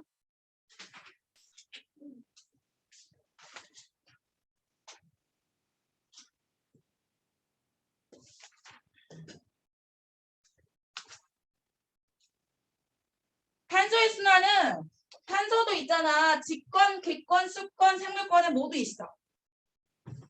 그런데 여기서 봐라. 기권에는 이산화탄소하고 메테인, 이산화탄소가 CO2지. 그치? 아우 안 보여. CO2. 눈치 보고 있는 중이야. 나 맨날 눈치 봐. CH4. C가 이런 형태를 있어. 기권에서는. 그런데 기권에 있던 이산화탄소가 광합성을 통해서 어디로 들어오냐면 생물권으로 들어올 수 있는 거야. 광합성을 통해서. 그런데 보면 광합성은 이산화탄소가 기권에 있다는 것을 생물권으로 끌어 들어왔다. 그런데 이 생물권이었던 애가 땅속에 묻혀. 그럼 화석연료가 되지. 그러면 생물권에서 뭐로 바뀌는 거냐면 직권으로 바뀌는 거야. 그럼 다시 가볼까? 탄소가. 원래 이산화탄소 있었어. 따다다단. 뭔 일일까? 수업 하지 말라는 내가 너를 사랑스럽다. 어머, 왜 이래? 것만 아 진짜. 멈춰. 아니, 네가 이렇게 움직일 게 아니라. 선생님 설명하시면 될 것 같아요. 아니 하고 있으니까 하니까 좋구만. 아 진짜. 가만있어. 이제 봐. 야, 오케이. 이렇게 해가지고 이렇게 했잖아. 그리고 나서 얘가 이렇게 얘를 눌러야 돼. 왜 꺼졌을까? 사용 안 함이 되어 있으니까. 그렇지. 왜 사용 안 함으로 바뀌었을까? 뒤질래? 네, 됐어. 테이블 연결 안 됐죠. 핸드폰 될 때. 됐어. 오. 됐다. 야, 왜 아쉬워해? 아, 이 분위기 뭐지? 아니 설마 아쉬워하겠어요. 그렇지. 네, 그렇죠. 일단 이상한데. 안 느꼈어요.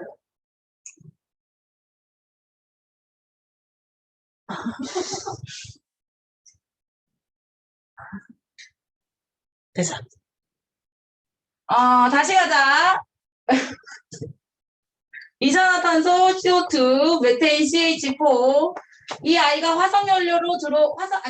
이 아이들이 광합성을 통해서 화석연료로 들어왔어. 그러면 기권에 있던 애가 광합성을 통해 생물권으로 탄소로 들어왔고, 이 생물권에 있었던 아이가 화석연료가 되면서 직권으로 탄소가 들어온 거야. 근데 이 아이가 공장에서 태워졌어. 다시 말해서 공장에서 우리 석탄을 태워서 에너지를 만들잖아. 그러면서 다시 기권으로 들어가는 거야. 무슨 말인지 이해 가냐? 그러면 다시 기권에 있던 애가 생물권으로 갔다 직권으로 갔다 다시 기권으로 돌아갔네? 그러니까 순환이라고 본다고. 이해가? 근데 우리가 어떤 적용이 잘 나오냐면 이 아이가 많으면 안 돼. 선생님 뭐라 그랬냐면 탄소의 양이 변하는 게 아니야. 탄소는 계속 돌아. 무슨 말인지 알지? 순환을 한다니까? 형태가 바뀔 뿐이지 탄소의 양이 늘어나거나 줄어들지 않아. 근데 우리는 왜 탄소를 지금 자꾸 얘기하고 있어? 이것 때문에 그래. 이것 때문에. 기권으로 만들어진 탄소, 기권으로 돌아오는 탄소가 너무 많기 때문에 문제인 거야. 탄소가 많아져서가 문제가 아니라니까?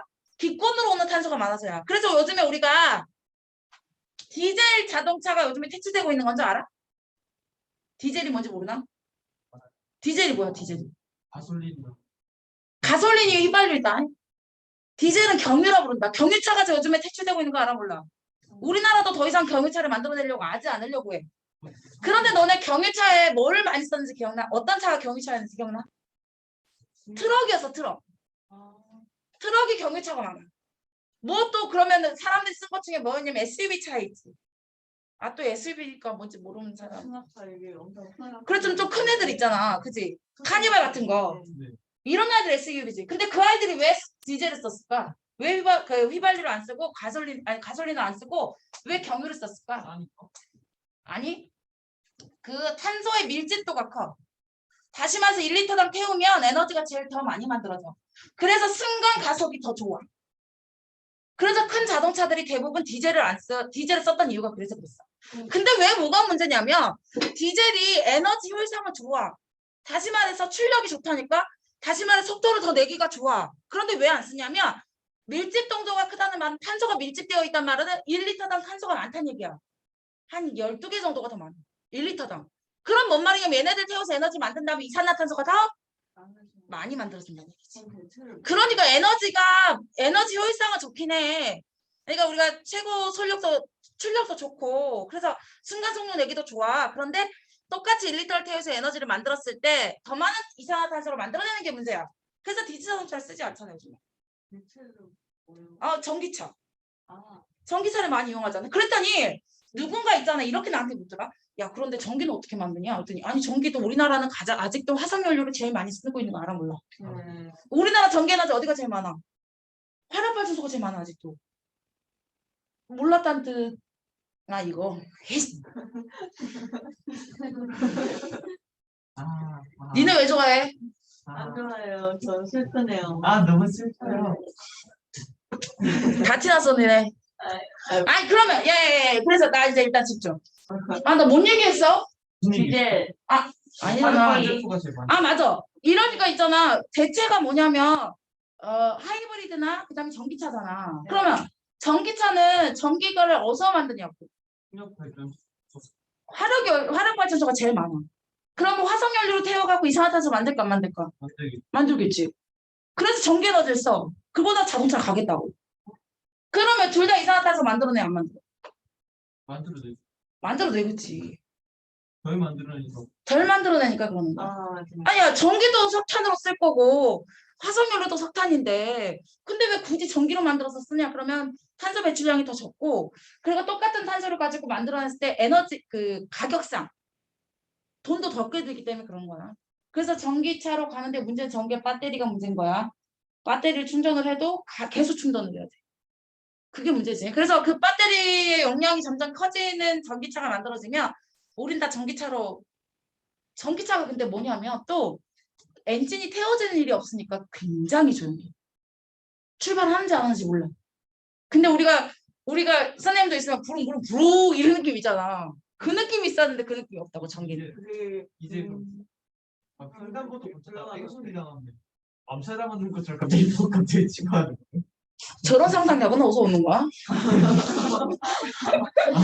나 지금 탄소의 순환 얘기하고 있다. 탄소는 기권에 있다는 게가 생물권으로 들어올 수 있는 게 광합성.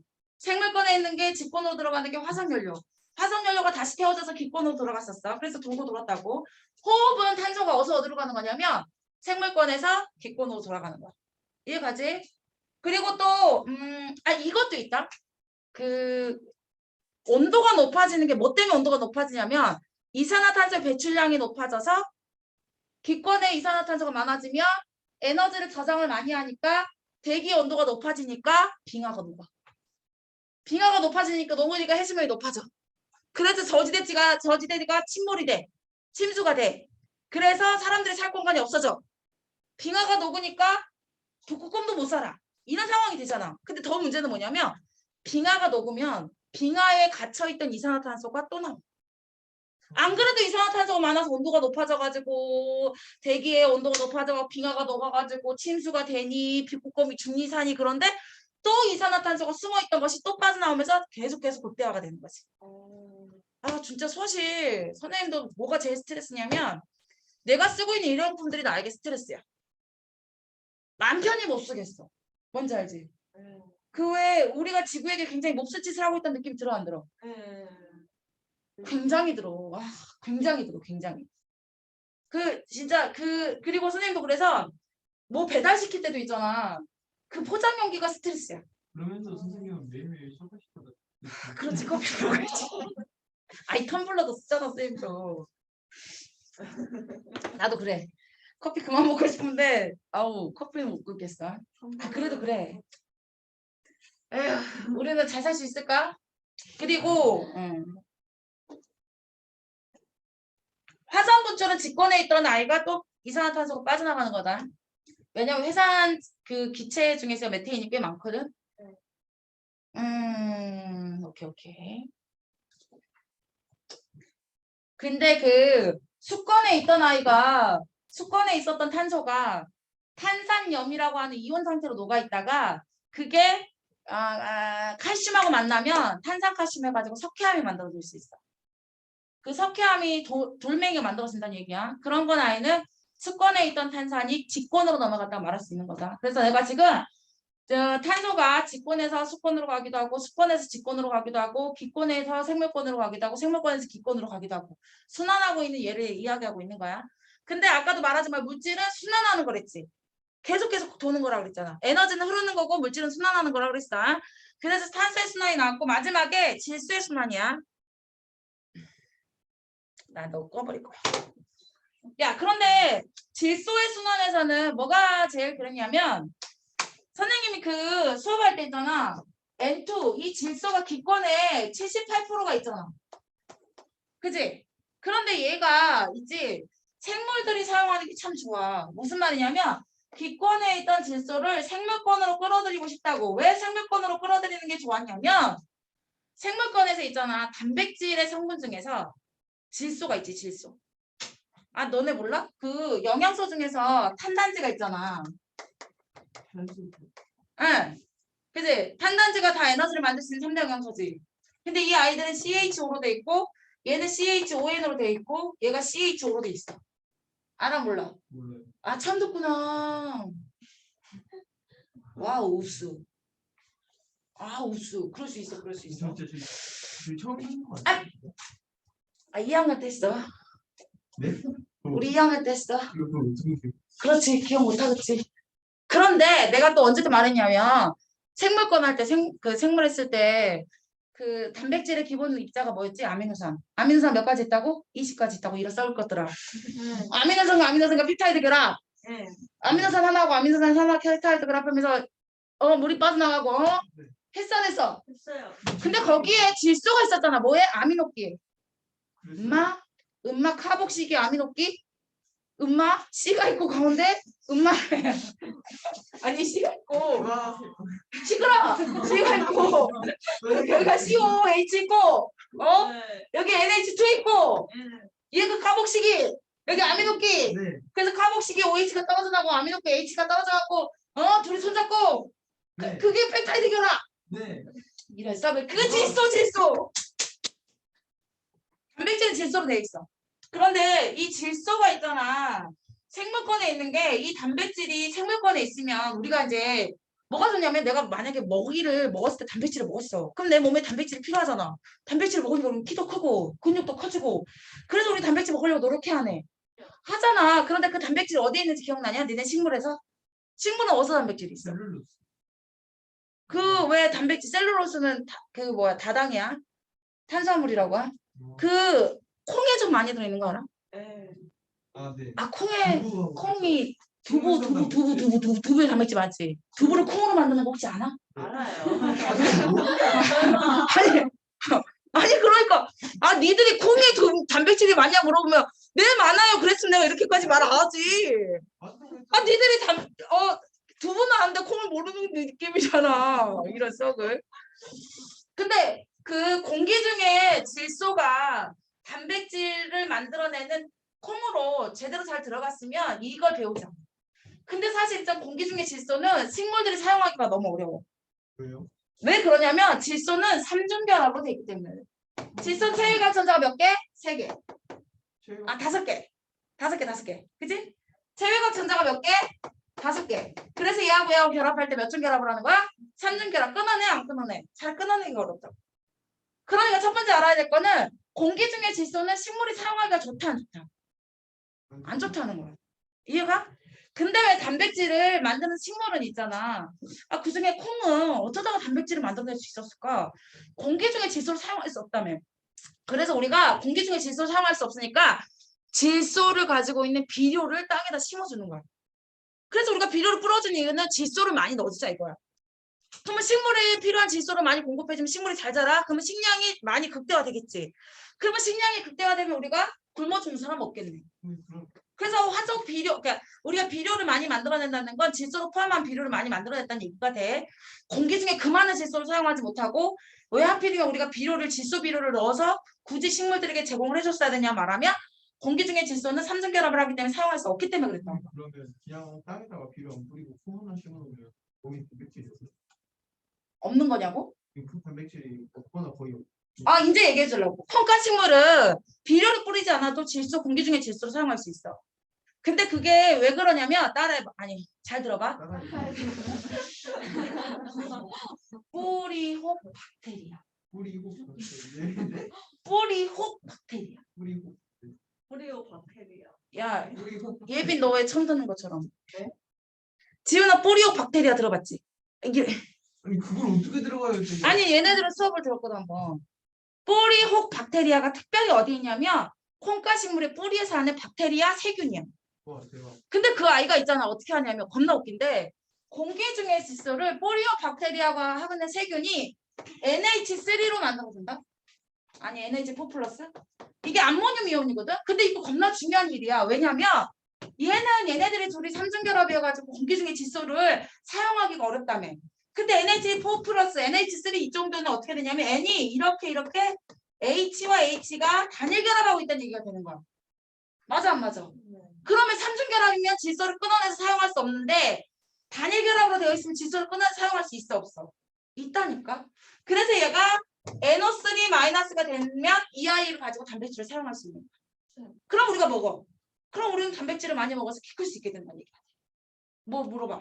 저 타이밍을 엄청 속상하게 했는데 저거 삼중결합 있잖아요. 응. 근데 저거 두 가닥 남아 있잖아요. 남은 저거는 뭐랑 결합하는 거 있어요? 결합할 필요가 없지. 왜냐면 이 질소 입장에서 8개를 안정하고 채웠잖아. 얘도 8개를 안정하게 채웠잖아. 그럼 반응할 필요가 없지. 됐어? 그래서 토양 속에 있는 포리오 박테리아에 의해서 이렇게 암모늄 이온에서 질산 이온으로 바꾼 다음에 이 아이가 식물에서 단백질이 되는 효과가 나타나. 그래서 공기 중에 있는 질소가 생물권으로 들어올 수 있게 되는 거야. 공기 중에 있는 질소가 생물권으로 들어오는 건 굉장히 중요한 일이라고 그랬다. 그래서 우리가 지구의 위대한 그러니까 화학원에서 뭘 배우냐면 그러니까 인간들이 발견한 여러 가지 그 물건들이 많잖아. 근데 그 중에서 몇 가지를 탑으로 꼽아볼래? 이렇게 말하면 화석연료도 있고 또 뭐가 있냐면 비료가 있어. 화학비료가. 근데 이 화학비료가 왜 중요해요? 식량을 증대했다는 것은 사람들이 굶어 죽은 사람들이 극대적으로 줄어들었고 그러면 인구 수가 엄청 많이 늘어날 수 있었다는 대표적인 효과가 되는 거죠. 철의 생산 이런 것도 인류가 문명을 발달하는 데 굉장히 중요한 역할을 했지. 철, 그지? 이런 것들 중에 질소가 들어가는 게 화학 비료를 만들어낼 수 있었어. 질소 비료가 만들어질 수 있었던 이유가 이렇게 땅에 있는 그러니까 우리가 봐봐. 뿌리오 박테리아는 어디 있냐면 콩가 식물에가 있다며. 근데 나는 있잖아. 질소를 사용해야지만 식물들이 잘 자랄 수 있다며. 근데 공기 중에 있는 질소는 제대로 사용할 수가 없다며. 근데 콩가 식물만 뿌리오 박테리아가 있어서 이렇게 단일 결합으로 바꿀 수가 있다며. 그러니까 있잖아. 어떻게 되냐면 내가 메인은 뭐냐면 벼야 벼. 논에서 벼를 얻고 싶다고. 그럼 그 주변에다가 콩가식물을 심어놓는 거야. 콩가식물을 심어놓으면 땅속에 포리오 박테리아들이 있고 그럼 공기 중에 질소를 암모늄 이온이나 그 다음에 질산 이온으로 바꿔주는 거야. 그럼 땅속에 질산 이온을 벼들이 먹어가지고 벼가 잘 자랄 수 있겠지. 그래서 콩가식물을 심어놓은 이유는 그 콩가식물을 자라게 해서 내가 먹겠다는 게 아니라 그 안에 있는 벼를 잘 자라게 하기 위해서 콩가식물 일부러 심어놓는 거야. 지금도 그래. 그러면 토양에 있는 다른 에너지를 나눠 먹어야 된다. 아니야. 그럼에도 불구하고 질소의 양이 굉장히 중요해. 절대적으로. 그렇기 때문에 꼭 이용을 해줘야 돼. 그래서 내가 지금 이게 시스템을 들였는데 직권의 변화 할 수 있어. 나머지 거는 니들이 문제를 풀어.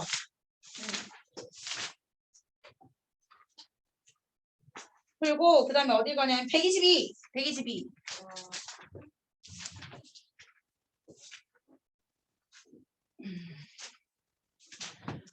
122페이지에 보면은 지각 변동, 그 직권의 변화와 변동대. 그 다시 말해서 지구에 보면 여러 가지 지각 변동이 일어나고 있잖아. 근데 그 지각 변동은 지구 내부 에너지에 의해서 발생이 돼. 근데 그 지구 내부 에너지가 만들어지는 원인은 방사성 원소들의 붕괴에 의해서 에너지가 만들어진다. 방사성 원소라는 것은 뭐냐면 우리가 원소로 한번 생각해봐. 양이온이 있어. 근데 선생님이 양이온하고 전자수가 똑같아야 된다 그랬지.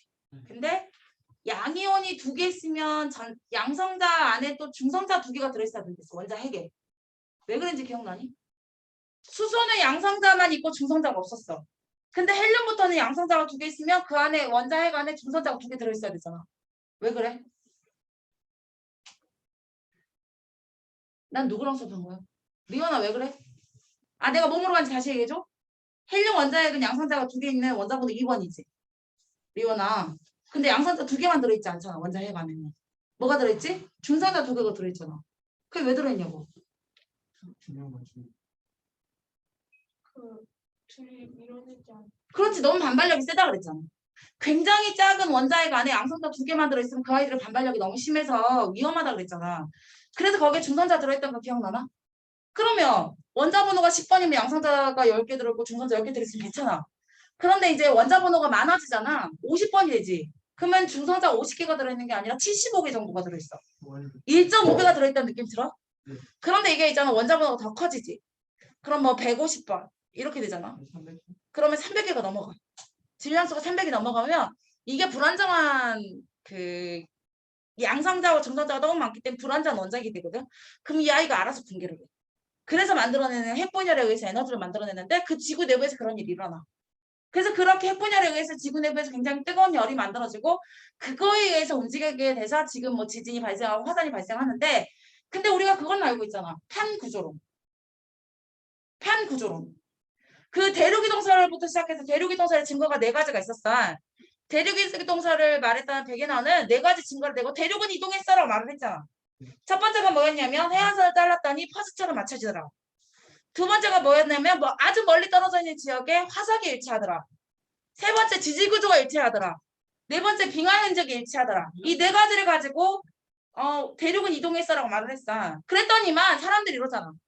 알았어. 백예나 네 말은 알겠어. 네가 기상학자지만 이런 거 어떻게 알아내니? 내가 네 말은 이해간다. 근데 대륙은 어떻게 이동했니? 그랬는데 대륙이 어떻게 이동했는지 설명 못했어. 근데 우리가 아까 말했던 지구 내부 에너지에 의해서 멘틀이 움직이면서 그 위에 있는 판이 움직였는데 지각들이 근데 나중에 알고 보니까 대륙이 이동하는 기준은 판이었다는 거야. 지구는 10여 개의 판으로 돼 있어. 큰 판도 있고 작은 판도 있고 바다를 이루는 판도 있고 육지를 이루는 판도 있어. 그런 판에 의해서 10여 개의 판들이 같이 움직여주는 거지. 그래서 우리가 지각 변동이 일어나는 곳은 어디였냐면 판의 경계 부분에서만 일어났어. 이해가나? 그러면 우리가 판은 뭐냐면 지각 변동이 일어날 때 판에 의해서 나타난다며. 판은 지각과 상부 멘틀로 이루어져 있어. 지각과 상부 멘틀이 이루어져 있는 이 아이를 암석권이라 부르면서 판이라 부르거든. 그래서 이 판을 암석권이라 불러. 판은 뭐니? 지각과 멘틀의 일부를 합친 거야. 그런데 지각에는 해양 지각과 대륙 지각이 있단 말이야. 그러니까는 판도 2가지가 있는데 해양판하고 대륙판이 있어. 해양판은 그럼 해양 지각과 멘틀의 일부, 상부 멘틀의 일부. 그 다음에 대륙판은 대륙 지각과 상부 멘틀의 일부를 포함하고 있는 거 말하겠지. 근데 우리가 여기서 왜 중요하냐, 뭐가 중요하냐면 대륙 지각과 해양 지각 중에 누가 밀도가 커? 해양 지각이 밀도가 크다는 게 중요하잖아. 왜 해양 지각이 밀도가 크냐면 밀도가 큰 현무암질로 되어 있기 때문에 그래. 얘는 현무암이야. 얘는 화강암이야. 그래서 밀도가 크고 밀도가 작아. 그래서 해양판하고 대륙판 중에서 누가 밀도가 큰지가 굉장히 중요하지. 왜냐면 해양판하고 대륙판이 만나면 누가 밑으로 내려가? 해양판이 밑으로 내려가잖아. 그지? 네. 그렇기 때문에 누가 밀도가 큰지는 알아둬야 돼. 선생님 지각하고 멘틀 중에서는 지각이 그 밀도가 작고 멘틀이 밀도가 커. 그런데 그 판은 지각과 멘틀을 일부러 포함하잖아. 그러니까 위에 있는 대륙 지각과 해양 지각 중에 누가 밀도가 크냐에 따라서 대륙 지각이 이루는 대륙판과 해양 지각이 이루는 해양판의 밀도가 다르다니까. 그러니까 대륙판은 대륙 지각이 있으니까 밀도가 작아. 대륙 지각이 밀도가 작으니까. 해양 지각은 해양 지각을 이루는 해양판은 밀도가 커. 둘이 만나면 해양판이 밑으로 들어가. 이해가나? 그런데 우리가 가지고 있는 해양판 중에 제일 중요한 판이 누구냐면 태평양판. 우리한테 영향을 미치잖아. 태평양판. 그 다음에 우리한테 영향을 미치는 대륙판 이름이 뭐냐면 유라시아판. 거기 보면 대서양판이랄지 북아메리카 판이랄지 동아메리카 판이랄지 굉장히 많은 판이 있어. 나즈카 판이랄지 필리핀판 이런 거 있거든. 근데 그중에서 우리가 해양판과 해양판이 만나서 상호작용이 일어나는 거, 대륙판과 해양판이 만나서 상호작용이 일어나는 것들을 배워야 되거든. 일단은 그 판의 그림을 좀 볼 건데 123페이지에 판의 분포와 이동의 그림을 한번 볼래? 지금 일단 큰 판 중에서 보면 태평양판 보이냐? 태평양판이 가장 가운데 있잖아. 그지? 그리고 유라시아판 되게 크지? 그리고 북아메리카판, 카프카판, 코코스판, 나즈카판, 남아메리카판, 남극판, 인도 오스트레일판, 아프리카판 이런 것들이 있잖아. 응. 판은 이렇게 많다는 걸 기억을 하자. 근데 10여 개의 크고 작은 판으로 되어 있는데 판은 굉장히 천천히 움직이고 있어. 그런데 판과 판의 경계를 일단 어떤 경계가 있냐면 첫 번째 발산형 경계,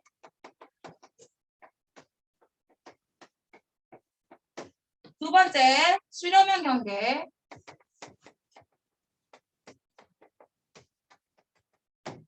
다 할 수 있어. 나 할 수 있어.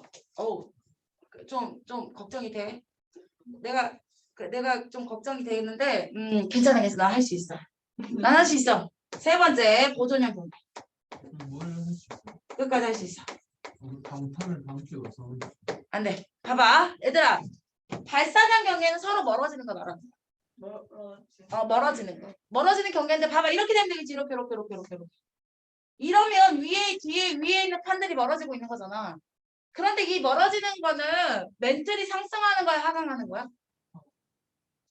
멘틀이 상승하는 거야, 하강하는 거야? 그림을 보고 얘기해라. 여기 밑에 있는 멘틀이 상승하고 있기 때문에 위에 있는 판 두 개가 멀어지고 있다고. 다시 발산형 경계는 판과 판이 서로 멀어지는 거라며. 그러려면 멘틀이 상승해야 돼, 하강해야 돼? 상승해야 되는 거야. 이해가냐? 그러면 너네 상승했다는 것은 여기 밑에 있는 멘틀이 더 뜨거웠다는 느낌이 드나? 뜨거웠다는 느낌이 드냐? 밀도가 작은 아이가 위로 올라왔다는 느낌이 드나? 온도가 높아서 밀도가 커. 그러니까 밀도가 작아. 그래서 위로 올라오는 거야. 그럼 얘가 이렇게 식어가지고 저기 멀리 가. 식었어. 그럼 밀도가 어떻게 될까? 커지겠지. 그럼 여기 들어가겠지. 다시 밀도 차이에 의해서 멘틀이 상승하거나 이렇게 하강할 수 있어. 그러니까 발산형 경계는 멘틀이 이렇게 상승하는 부위에서 나타나는 거야. 상승하기 때문에 판과 판이 서로 멀어지는 경계가 나타나는 게 발산형 경계라고. 근데 발산형 경계는 두 가지가 있어야 돼. 해양판하고 해양판이 멀어지는 거. 대륙판하고 대륙판이 멀어지는 거. 근데 해양판과 해양판이 멀어져서 만들어진 게 바로 해령이야. 그리고 얘가 여기서 멀어지고 있는 게 뭐냐면 열곡대. 해령은 대표적인 해령이 대서양 중앙해령. 대서양은 가운데에 지진이 많이 발생하거든. 그 이유가 뭐냐면 대서양 가운데에 발산형 경계에 해령이 만들어지고 있어. 근데 그 해령은 바닷속 깊은 곳에 만들어지는 곳인데 서로 멀어지고 있으면서 지진이 나타나. 그게 바로 대서양에 있는 대서양 중앙 해령이야. 또 이거 동태평양 해령도 있긴 해. 그리고 열곡대는 뭐냐면 동아프리카 열곡대인데 동아프리카 그림을 한번 찾아볼래? 아프리카 그림을 찾아봐. 아프리카. 미안해. 아프리카 여기. 아프리카 여기. 아프리카 여기. 아프리카 여기. 아프리카 여기. 아프리카 보이나? 아프리카 어디야? 아프리카 여기. 아프리카 여기. 아프리카 동쪽에 보면은 서로 멀어지고 있는 모습 보이냐? 네. 이거. 이게 동아프리카 열곡대를 만들어지는 요인이야. 이렇게. 요거. 아, 이거 지금 왜 안 돼가지고. 요거. 이게 동아프리카 열곡대. 이렇게 열곡대가 일어날 때 우리 뭘 좀 알아야 되냐면, 다음 시간 좀 또 한 번 더 하긴 해야 될 것 같은데, 지진이 발생할까 안 할까? 하겠지. 근데 지진은 있잖아. 천발 지진과 중발 지진과 신발 지진을 나눌 수 있는데, 중요한 건 천발 지진이야. 천발 지진은 뭐냐면, 지진이 발생하는 진원지가 가깝다는 얘기야. 신발 지진은 지진이 발생하는 근원지가 지하 깊은 곳이라는 얘기야. 그럼 물어보자. 천발 지진이 위험해? 신발 지진이 위험해? 천발 지진이 위험해. 진원이 가까우면 에너지가 더 빨리 느껴질 거 아니야. 그래서 엄청 많이 찢어지겠지. 그래서 천발 지진이 훨씬 더 위험해. 근데 발산형 경우에는 천발 지진만 나타나는 곳이야. 그러니까 이렇게 가까이 이렇게 했다가 여기 위에서 이렇게 찢어지거든. 그래서 가까이 지구에 가까이, 그러니까 지각에 가까이에서 찢어지기 때문에 천발 지진만 나타나. 다시 말해서 진원의 깊이가 낮다는 얘기가 돼. 그리고 얘는 화산 활동도 일어나. 그 해랑에서는. 그래서 우리가 지진이 뭐가 일어나니? 천발 지진이 일어나. 얘 화산 활동이 일어나. 근데 얘는 화산 활동이 일어나긴 하는데 그 깊숙이에서 나와가지고 화산이 확 심하게 폭발하지 일어나잖아. 그리고 수렴형 경계는 어떻게 되냐면 수렴형 경계는 이렇게 멘틀과 멘틀이 이렇게 하강을 해. 그러면 얘하고 가까워지겠지. 판과 판이 가까워지다가 심지어 만나면 그 중에 누가 밑으로 갈 거냐면 밀도가 큰 애가 밑으로 갈 거야. 이게 수렴형 경계야.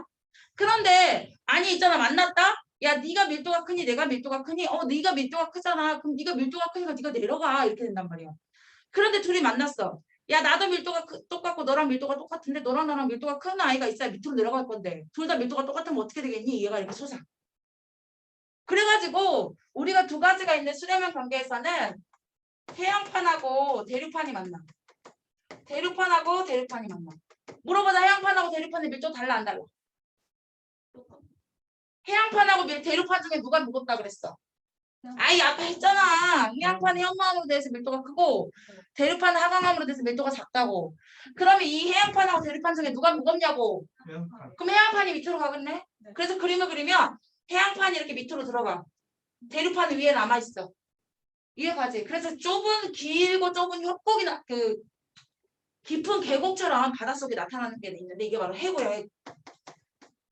근데 우리가 이해하기가 제일 중요한 이유가 뭐냐면 우리 주변에서 일어나기 때문에 그래. 우리 주변에 우리 동쪽으로 뭐가 있냐면 유라시아판이 있어. 그게 바로 대륙판이거든. 근데 우리나라 오른쪽에 뭐가 있냐면 태평양판이 있어. 그게 해양판이거든. 태평양판하고 유라시아판이 태평양판, 유라시아판 밑으로 들어가기 때문에 여기서 이렇게 태평양판이 우리나라 여기가 우리나라야. 태평양판이 우리나라 이렇게 밑으로 들어가. 그럼 우리는 이렇게 유라시아판 위에 있단 말이야. 우리는. 근데 일본은 여기 있는 거야. 일본은 여기 있어. 그러니까 판의 경계 부분에 있는 거야. 그치? 그러니까 이 판의 경계에 있는 일본은 훨씬 더 지진이나 화산의 피해가 크다는 거지. 무슨 말인지 이해가? 그런데 얘들아 여기가 찢어질 거야. 경계 부분이 찢어진다고. 이게 베니오프대라고 말하는 지진이 발생한 진원지를 띠로 나타내는 걸 베니오프대라고 그러는데 그러면 얘는 진원이 짧잖아. 이거 무슨 지진이라 아까 부른다 그랬더라? 지진 세 가지가 있지만 두 가지로만 구별하자. 가까운데 진원이 가깝다, 진원이 깊다. 얘는 진원이 가까운 찬발 지진. 일로 들어간 무슨 지진? 신발 지진. 그러니까 여긴 찬발 지진이니까 일본은 위험한 찬발 지진의 진원지가 가까이에 있는 거야. 그래서 일본은 지진의 피해가 많아. 근데 우리나라는 신발 지진에 해당했지. 우리나라는. 그래서 지진의 피해가 일본보다 커 작아. 그래도 지진의 위험성이 없진 않지. 그래서 우리가 근데 중요한 건 있잖아. 그림을 위해서 이렇게 경계면을 이렇게 그려. 얘가 이렇게 이게 대륙판이고 이게 해양판인지 몰라. 근데 어디가 대륙판이고 어디가 해양판인지 아는데 판의 경계에서 막 지진이 일어날 때. 그런데 이쪽은 있잖아. 이렇게 신발 지진도 나타났대. 이해가? 그러면 이쪽하고 이쪽 중에서 누가 밀도가 큰 판이고 누가 밀도가 작은 판이니 말하면 봐봐. 위쪽에 여기는 찬발 지진이 있지. 여기는 육지에서 보면 여기 신발 지진이 있는 곳이잖아. 그러니까 신발 지진이 있는 곳에서는 대륙판이 있다는 얘기야. 신발 지진이 발생하는 것은 대륙판이 아니고 해양판만 있는 곳에는 신발 지진이 없어. 그래서 이 그림에 판의 경계를 그려놓고 대륙판에 신발 지진이 있다는 것을 표시해주고 야 A하고 B 중에 누가 대류판이야? 라고 물어보는 문제가 나온다고. 근데 신발 지진도 있고 천발 지진도 있는 것은 대류판. 천발 지진만 있는 건 해양판의 모습인 거야. 이렇게 우리가 실험의 경계에서 첫 번째 대류판과 해양판이 만나게 되면 해양판이 대류판 밑으로 들어간대. 그래서 여기 신발 지진과 천발 지진도 만들어지고 화산 활동도 만들어진대. 이때 만들어진 이런 길고 깊은 계곡을 뭐라 그러냐면 협곡을 해구라고 부른대. 그래서 우리나라 옆에 일본 해구가 있는 거야. 필리핀 옆에 필리핀 해구가 있고. 이런 해구 때문에 지진과 화산 활동이 일어나고 그래서 이 판의 경계하고 나란하게 일본이 만들어진 거야. 일본은 판의 경계에서 다 화산 활동에 의해서 만들어진 열도잖아. 그래서 우리가 일본은 보면 판의 경계 필리핀 판까지 세 개의 판이 이렇게 나란히 있거든. 그 판의 경계하고 나란하게 화산 활동이 일어나서 만들어진 섬의 모양이 갖고 있어. 그리고 이제 그 수렴의 경계에서 대류판과 대류판이 만나지면 둘 다 밀도가 똑같기 때문에 높이 솟아오른다며. 다시 아까 해양판하고 대류판이 만나면 해양판이 더 무거우니까 밑으로 들어갈 거라 그랬지. 근데 대류판과 대류판이 만나면 둘 다 밀도가 똑같기 때문에 둘 다 들어가는 아이가 없어. 그래서 높이 솟아. 그래서 만들어진 게 뭐냐면 습곡산맥. 여기서 대표적인 습곡산맥이 누구? 히말라야 습곡산맥. 히말라야 습곡산맥은 있잖아. 지진이 발생할 수 있어. 다시 말해 신발 지진이 만들어질 수 있다니까. 근데 화산 활동은 없어. 왜 없어요? 그러면 얘가 산이 너무 높아. 그래서 여기서 마그마가 나오려다가 굳어. 그래서 이게 마그마가 굳어지. 지하 깊은 곳에서 마그마가 굳어지. 이런 암석은 만들어질 수 있어. 화강암질의 암석은 만들어질 수 있지만 그렇지만 화산 활동이 진짜 폭발해서 나오지는 못해. 너무 높습니다. 응, 너무 높아서. 선생님이 끝까지 해보려고 그랬는데 아무래도 안 되겠지? 다음 시간 직권해반의 판의 경계까지는 할게. 내가 숙제를 어디까지 내줄 거냐면 121페이지까지. 너무 많아요. 121페이지까지 숙제한 다음에 지원아 오늘 아까 프린트 조금 남은 거 있지? 네. 그거 풀을 거야. 그리고 다음 시간에 테스트 보고 다음 시간 테스트 결과로 못한 사람 그 다음 주에 일찍 오는 거다. 오늘은 경고 안 했기 때문에 넘어가주는 거야. 다음 시간부터는 다음 주에 넘어갈 수 있어요. 뭐? 다음 주에는 안 넘어갈 거야. 아, 왜냐면 미리 경고했잖아. 경고 안 하신 거예요? 닥쳐.